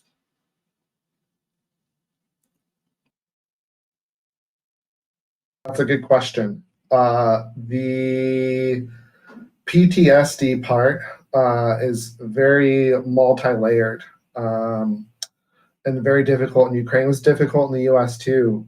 So anyone who has been exposed to one head injury, if they receive a second or third, their symptoms are going to get progressively worse. And so the goal is to, if they have a traumatic brain injury or concussion, you want to get them rest and you want them to fully recover. Unfortunately, there's still a 1,200 kilometer front to be protected. And so sometimes this is overlooked and it only leads to further problems. And as some of the Ukrainians may attest to, mental health is not primarily a focus in Ukraine. And so again, that's something new and something more that's being talked about and more accepted, but it's all being balanced with who's at the front. So that's difficult, but there are programs and groups on the back end. So in Kyiv and Lviv that are helping support this along with the physical rehabilitation. And same thing goes for PTSD. It's very difficult to manage here in Ukraine because it's one, the volume, two, the culture, three, the availability of actual counselors and therapists and the people willing to be open to it. So again, this is a huge area for improvement. Unfortunately, there are a lot of support from the international, from the rest of the world to really support this and make this happen. So it's slowly coming. It's happening. Of course, not as fast as we would like, but it's going to be there. And a lot of good research and a lot of good outcomes of how to treat PTSD in the future are going to come from this experience in Ukraine. Thanks so much. There's a follow-up. Oh, I'm echoing again. Yeah, and then it went away. I think you're all right. Okay. There's a follow-up question from Duncan Stewart as well. In a trauma, can we give opiates? Can we give Ativan without losing breathing effort and avoid sedation? It's getting technical.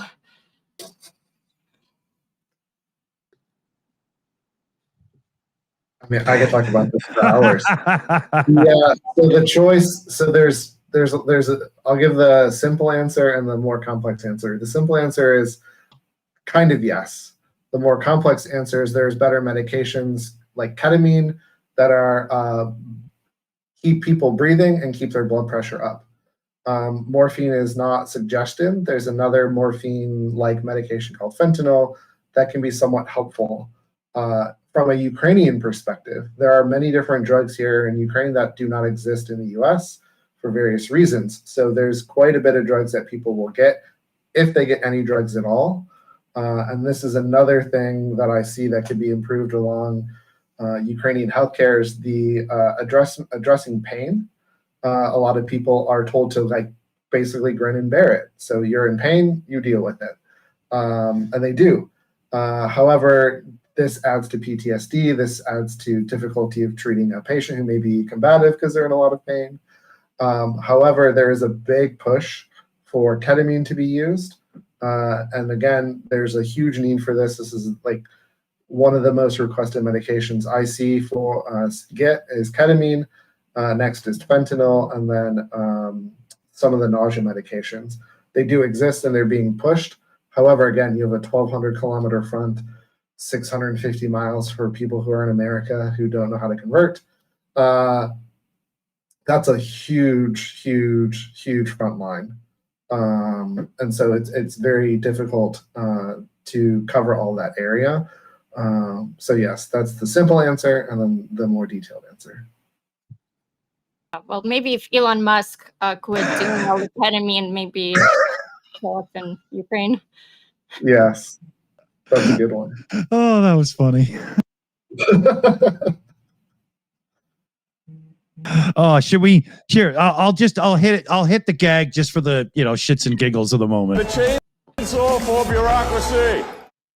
That's what ketamine does to you, children. Don't use it recreationally. That was good. Then we have another question from Annette. Do you have an Amazon wish list for people to help get some things you need? We don't necessarily have an Amazon wish list, but if you go to our Forca Ukraine through the Forca Foundation, and I know it's been put in the chat a few times, if you go to the Forca Ukraine side of that and then to donate, you can actually see cost per item. One of the things that's challenging is, the things that we saw early on, especially in the war, was that people, well-meaning people, I mean, these were people who were doing their, what they thought was the best thing to do, going on Amazon and ordering what they thought were discount products and then sending them over to Ukraine. And obviously one of the byproducts we saw of that was that not all of those products were actually real. We saw a lot of counterfeit tourniquets going out that way. So you know, and I hate to be the person who's like, you send me your money and I can do, you know, we can make decisions with it. But at the end of the day, that really is the best way when you're talking about very nuanced medical provisioning. That really is the best way for us to be able to say, okay, we've got this much money. We can put this much against tourniquets. We can put this much against chest seals, as Steve was talking about. But we do want to be very transparent with where everybody's money goes. And that's why on our actual page, we have a list of, like we talked about earlier, if you give us $13, that $13 can be put against a tourniquet. Yeah. Yeah, no, it totally makes sense, because this isn't like, so many of the examples I would give are going to blow up in my face. I can't say this isn't like buying a drone on Amazon, because you're likely to get garbage. This isn't like, you know what? Yeah, it's just leave it to those that know to make the right decisions. That's definitely how things have to be done. Okay, so time-wise, we've got about 15 minutes on the clock left. So should we try to squeeze a few more questions in before we, you know, yeah. We can definitely do that. If the viewers want to send some more questions in, but I have some questions for everyone on the panel. How does U.S. policy uncertainty, like this past week's pause and resumption of aid, translate into risks and pressure for Ukrainian medics and hospitals? Good one. I think we're going to start with Mike on this one. My gut's telling me. We got 15 minutes left, guys. For this. But I mean, I think the really hard part, and we've lived this real time in the times that we've been there, and obviously, you know, Bogdan and Steve and others who are not on this call, and obviously Aziza, they're also living it in real time in ways that we don't fully appreciate. But I think one of the things that has been very complicating as a factor for Ukraine is, rightly or wrongly, this administration and the previous administration, generally speaking, the aid has been very much piecemealed into Ukraine. You know, there has not been a very specific concerted effort of saying we're going to send these things and they're going to allow Ukraine to defend itself. And I think where we see that play out, and we saw this, you know, I remember specifically in March of 2024, you know, so even prior to this administration, where you had Congress debating a relatively large aid package to Ukraine. But in that time of debate, that aid was held up. And what that meant for Ukraine was that they ended up rationing their air defense system because they didn't know when they were going to be getting more resupply. And I think that is the commonality here. Every time the West, and particularly the US, falls short in its international obligations to our allies, Russia is emboldened. And not only is Russia emboldened, as we're seeing over the last week and over the last month, they're also extremely well armed. And that arms production is only increasing with time. And one of the very frustrating things is that we can argue the merits of giving Ukraine offensive weapons all day long. I understand that. But when you restrict the ability for Ukraine to defend its civilian populations with these anti-drone systems and with the anti-missile systems, what you're saying is that you don't really care about humanity. And Russia sees that as a clarion call to do the things that it has been doing. And I think one of the most kind of insidious and really hypocritical things that they did was in April, when there was supposedly this 30-day ceasefire. They agreed to not hit the energy infrastructure, which they've been targeting for a long time.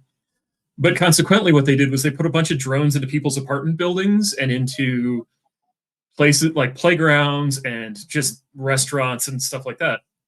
And so, I mean, I think the great frustration for those of us who sit on the US side is that, you know, we are keeping Ukraine from defending itself. And every time we have these pauses in attention or pauses in, you know, defensive weapons going to Ukraine, we see Russia take advantage of that, and we're seeing that right now. Yeah, 100%. I'll personalize that. Bodan's on this call. We usually message regularly just as friends, but now we're messaging each other every morning. Hey, are you still alive? Hey, are your windows intact? Hey, how's your mental health? Hey, how's your sleeping? This is what delays and delays in money and support for Ukraine is causing. Not just Bogdan and I, but it's everybody in Ukraine now is waking up or not sleeping well, not going into work and being productive. It's on so many levels. But yeah, to personalize it, just Bogdan and I, our conversations have changed. I'll just add one thing here, and thanks, Steve, for mentioning that. I don't know how you guys view at the resources that Ukraine forces have to protect the country, but just imagine there is a soldier right now in a trench, and they are fighting to make sure that the enemy is not going through, and the civilians are not killed, and the new cities and villages are not taken and not imprisoned and tortured. So just imagine, so there is help that is coming from our partners, right? We have some agreements. We expect some things to show up. We expect them because things are used. The seals that Steve was talking about, or the tourniquets or other things, they're used every day because there are casualties. And these resources run out really quickly. And if someone is really curious to know how much of these resources are getting to the front lines from the country, meaning like Ukraine, for example, Ukrainian government, and how much of these resources are supported by volunteers or some international organizations, you may be very surprised. Because if you look at some numbers, you will see that sometimes some niche could be delivered by volunteers, up to 40 or even 50% by volunteers and international organizations. So if you think about helmets, if you think about IFACs, if you think some other things, you can find this data online and it's available. So just imagine one of these days, few countries pull out. So what are the options? Like, what does the soldier do? Like, they just don't get these things. They sit there in the trench, they fight, but they don't have means to protect themselves because they ran out. So this is the reality when we expect some things to come and they are not coming. We just run out of options, but we are still there because we don't have anywhere to go. We need to fight. Yeah, I want also to say some words from me. It's like every year and every day we learn something new from the history, because Ukraine is absolutely partners of United States, but sometimes we have feeling that we are not partners of United States, and it's like about this what Americans can take from Ukrainians, like Russian must be brought to its knees. So because Russian broke all the rules, and we could not make peace with these people. And from the election of Trump's, it began to be absolutely not about the peace in Ukraine, because we realized that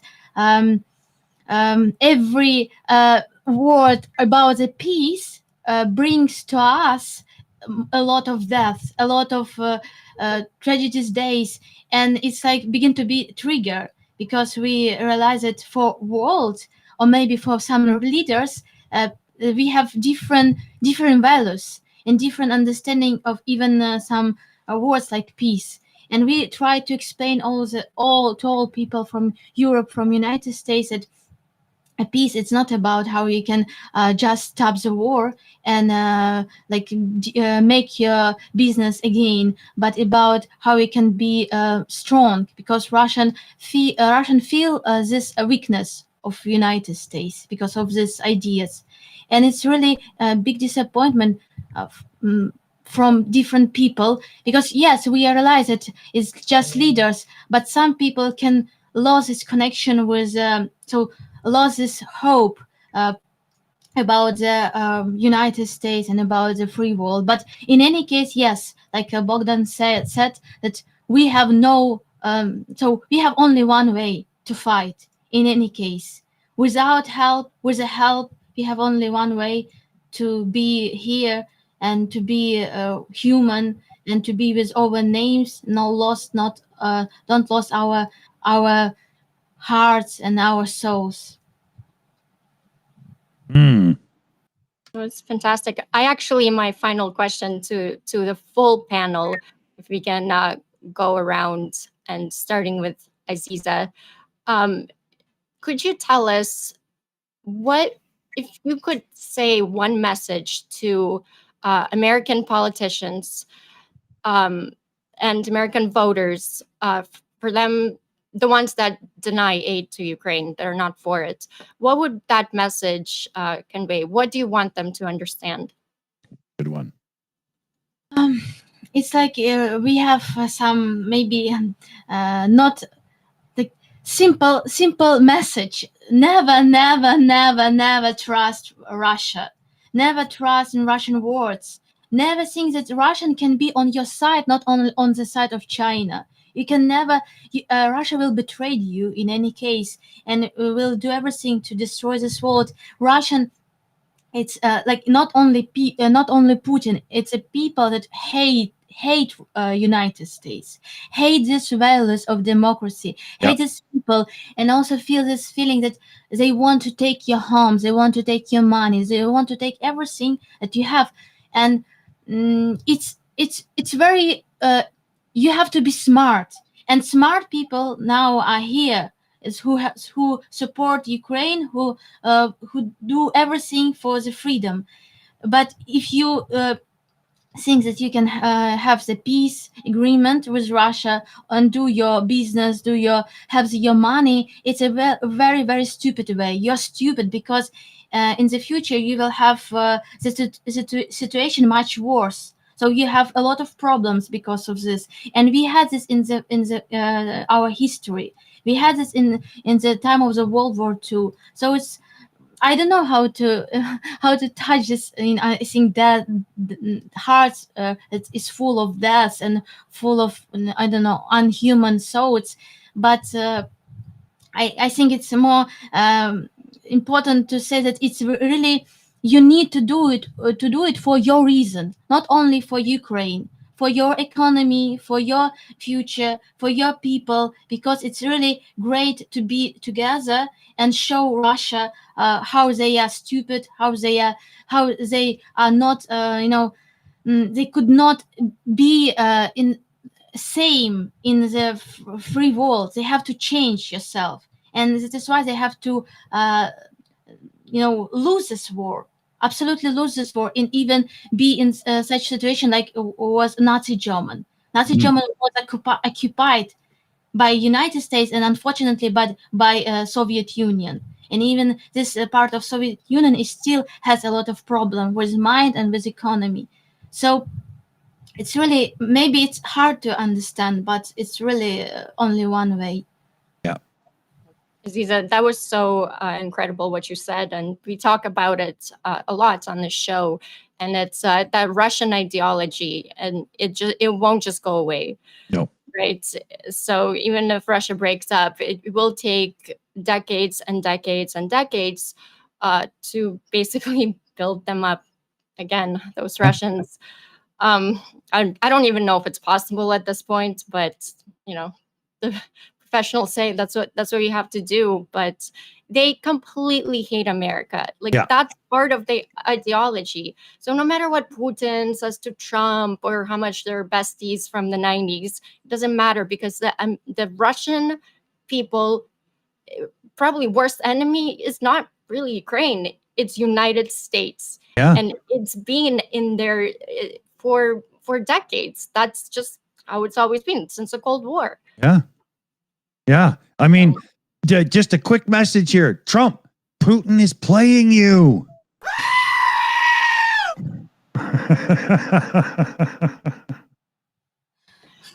Let's go around to the rest of the panel. What would you want to say directly to American politicians or voters who argue it's time to reduce or cut support for Ukraine, and with your final thoughts as well?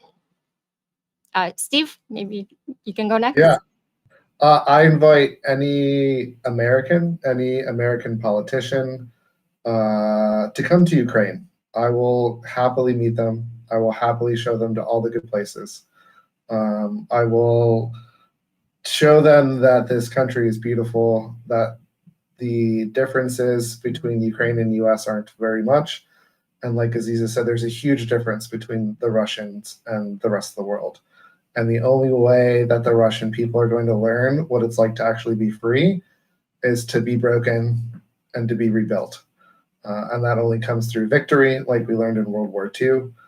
That's the way that the world works, unfortunately. And so when you have a culture that's been persistent for probably 300 years, really, if you go back to imperialist Russia, this is a problem that's gone on for way too long.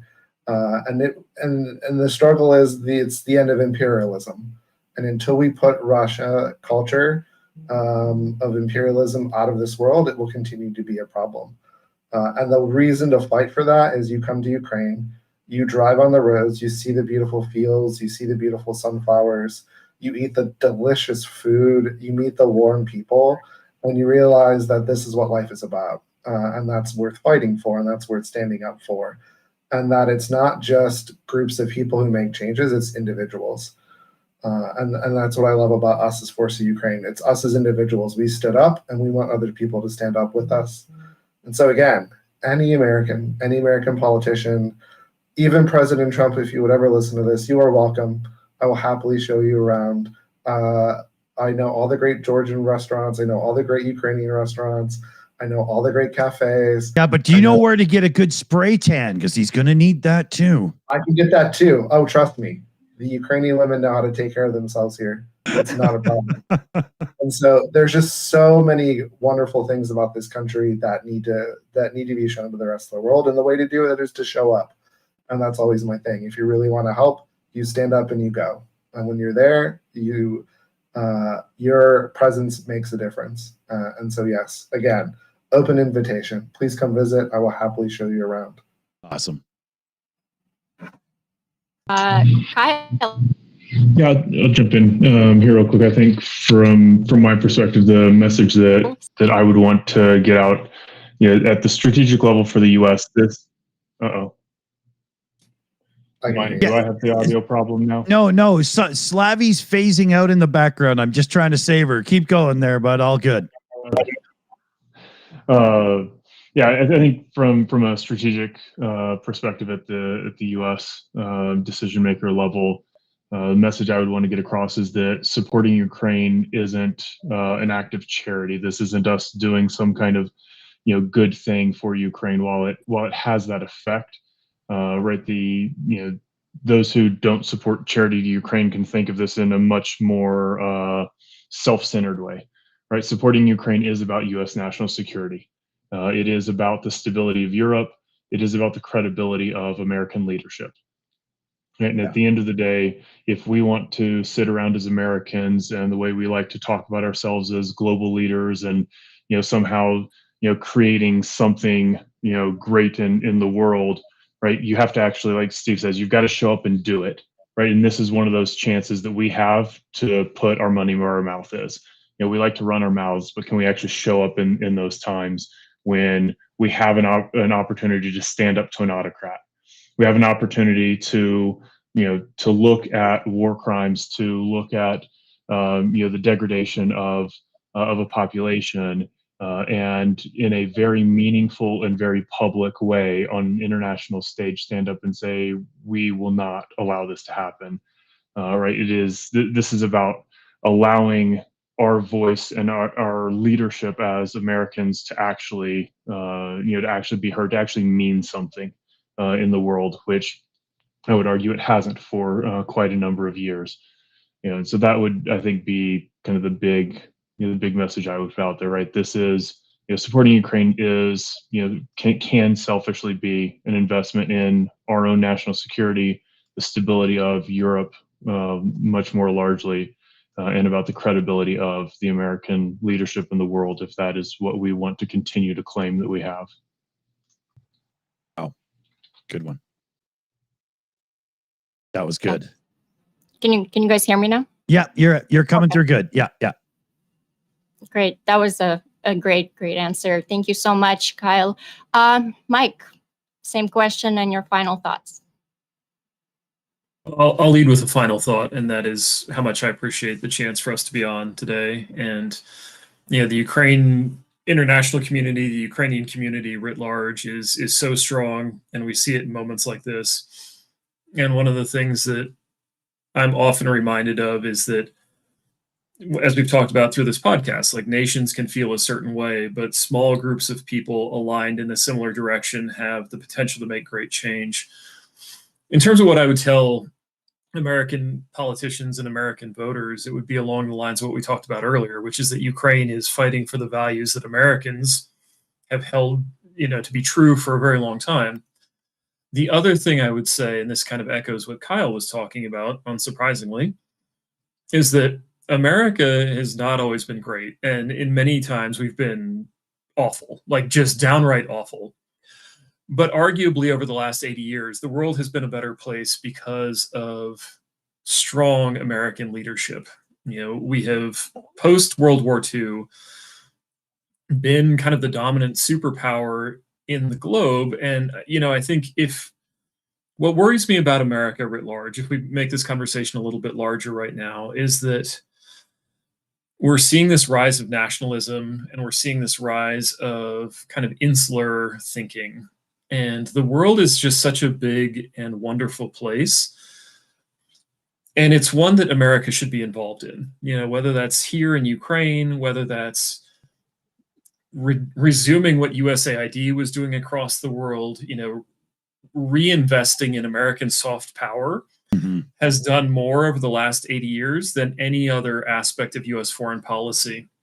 So for the people who want to say that, America first is the way to go, we need to be very careful to not make America the pariah. America alone is not good for anybody. And like I said, America has not always been great. And in fact, we've been downright awful. But when we decide to project good in the world, we have the ability to make, and I'm so struck by these numbers that are coming out from the closure of USAID and how many global deaths that will cause. And if that, and what's happening in Ukraine, and what will happen because of America's withdrawal from the world, don't move your meter. I'm sorry, but there's something wrong with you.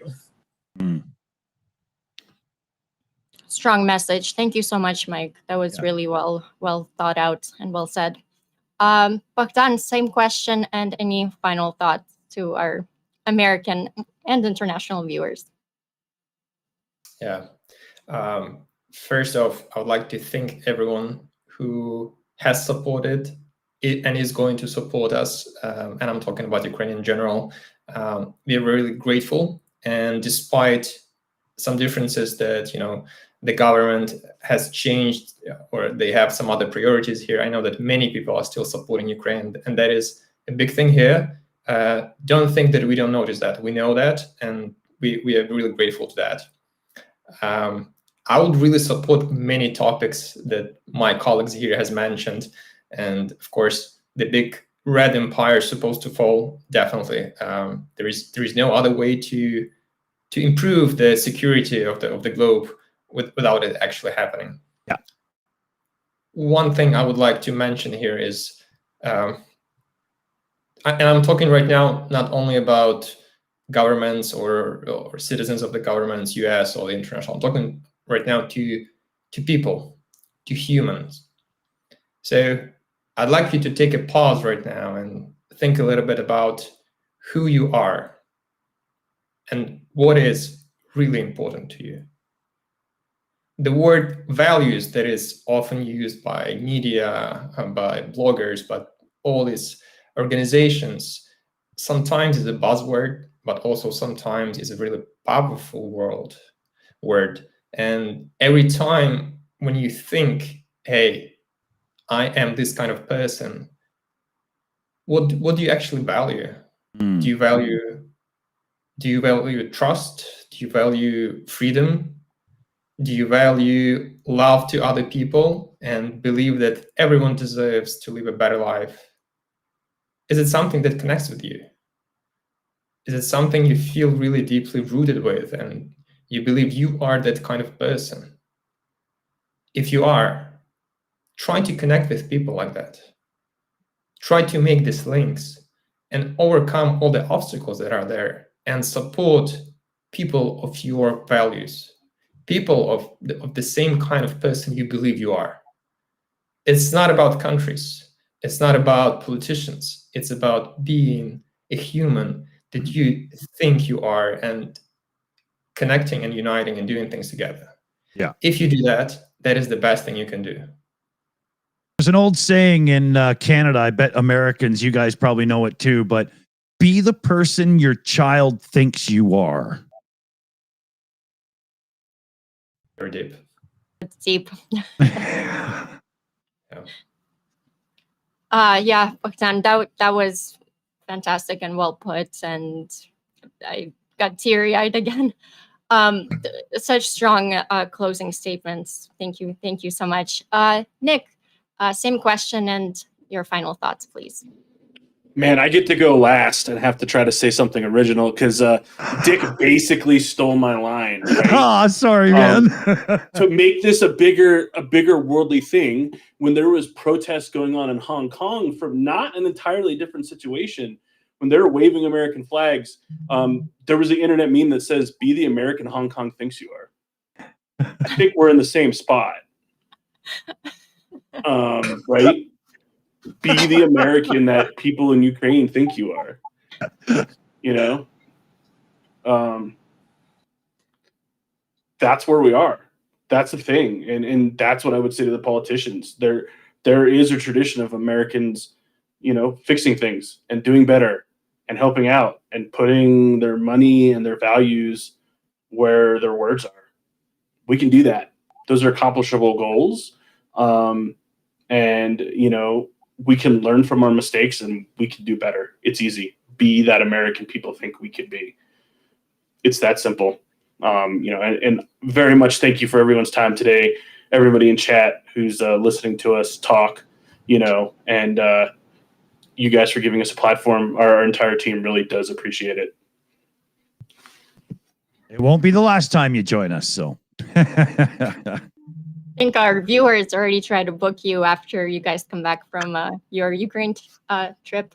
So hopefully we'll see you again soon. I'd like to say a huge thank you to SSW for donating $2, saying in Super Chat, watch Slavi's videos to learn more and comment. Thank you so much for those that want to see my last video. It's been in the stream chat, so please check it out. Then I have a super chat from Kiwi Davy with a whopping $34.99 New Zealand dollars. Thank you so much, saying Slava Ukraini. Awesome. Appreciate it. Yes, thank you so much. I'll catch up on a couple here too. We've got SSW Custom Sewing out of Oregon, USA. Please support the small channels who help Ukraine. Thank you to all you beautiful people for making it happen. And that was a direct donation of $6.66. Then we cruise in with another $6.66 from Mexi Girl on the mod team for Forca fundraiser. Lord, thunder and Jesus, that was loud. For the Forca fundraiser, Slava Ukraine. Not done yet. And then we scroll down a little bit more to find the Wizard of Ooze has come in with a $36 direct donation. May the Forca be with you, Ukraine. Long live the cheese. That was a good one. And then we got Carl Jacobson as well in with a $20 direct donation for Forca. You know my name. Look up the number. Cool. And then if I slide over, we've got our own Annette, who's on the Shills account today in the live stream. Everybody say hi. $20 direct Ko-fi donation. Thank you so much to the Forca team and Aziza for taking their valuable time to be with us today. Well, I think that's the perfect one for me to end on there, but I screwed it up because I'm not done. And I got to do Niles Knudsen in the chat there, came in with 10 gifted memberships twice. So we'll just hit the explosion, sound the horn, and cue the applause. Thanks, Niles. That's totally killer, man. So cool. I'll quickly say, what a great day. What a great stream. You guys were excellent to have on. Aziza, I knew you'd be great to have on because we've already chatted on Rick's stream before. So we're definitely going to have to do some more of this. We'll be in touch in the background to make sure. And, you know, it might be a cool thing when you're there we could get one or two of you on, like, and a little show of what's going on when you're there and stuff. That might be really cool too. So have a think, see if it could be squeezed in anywhere, but much appreciation for y'all joining us. Slavy. I got to thank our team before I turn it to Slavy here. We got Annette, as I said, on the Shills account there. We got Shayna Caldwell, Chris Lundy, Mexi Girl, Liam Wakefield, and Super Chat Matt. You can't do these live streams without a team. Always thank the team. Absolutely. I'd like to thank to our wonderful panel, Forca Ukraine and Aziza. Thank you so much for being here and for everything that you do. Thank you to Channel Yaroshenko Mods. We have SSW Custom Sewing and to Moments. You guys are rock stars, you know that. And to every single one of you who showed up today, not to just watch, but to witness, to speak truth, and to stand your ground. This week, Ukraine insured over 1,260 drones and missiles. Hospitals, apartments, entire cities under fire. And yet, it still stands. And today we saw what standing looks like. Forca Ukraine, American volunteers showing up where it matters most, training medics and saving lives at the very edge of this war. Aziza with her beautiful and powerful voice and message. But no nation can stand alone forever, and no truth survives if we stop telling it.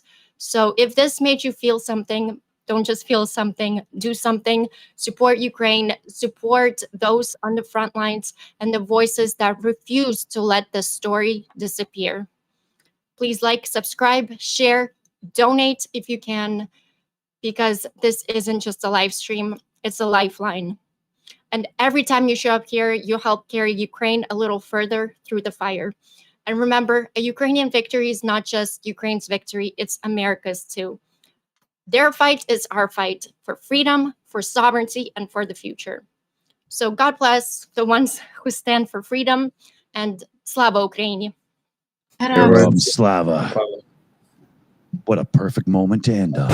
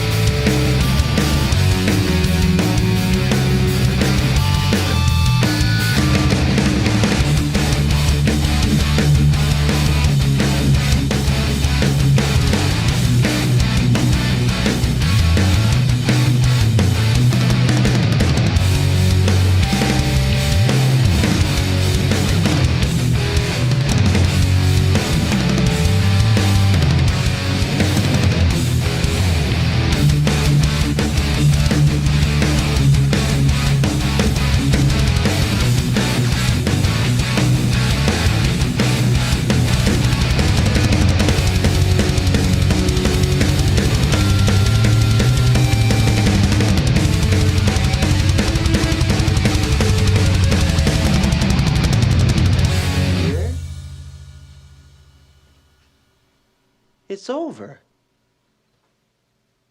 Go home.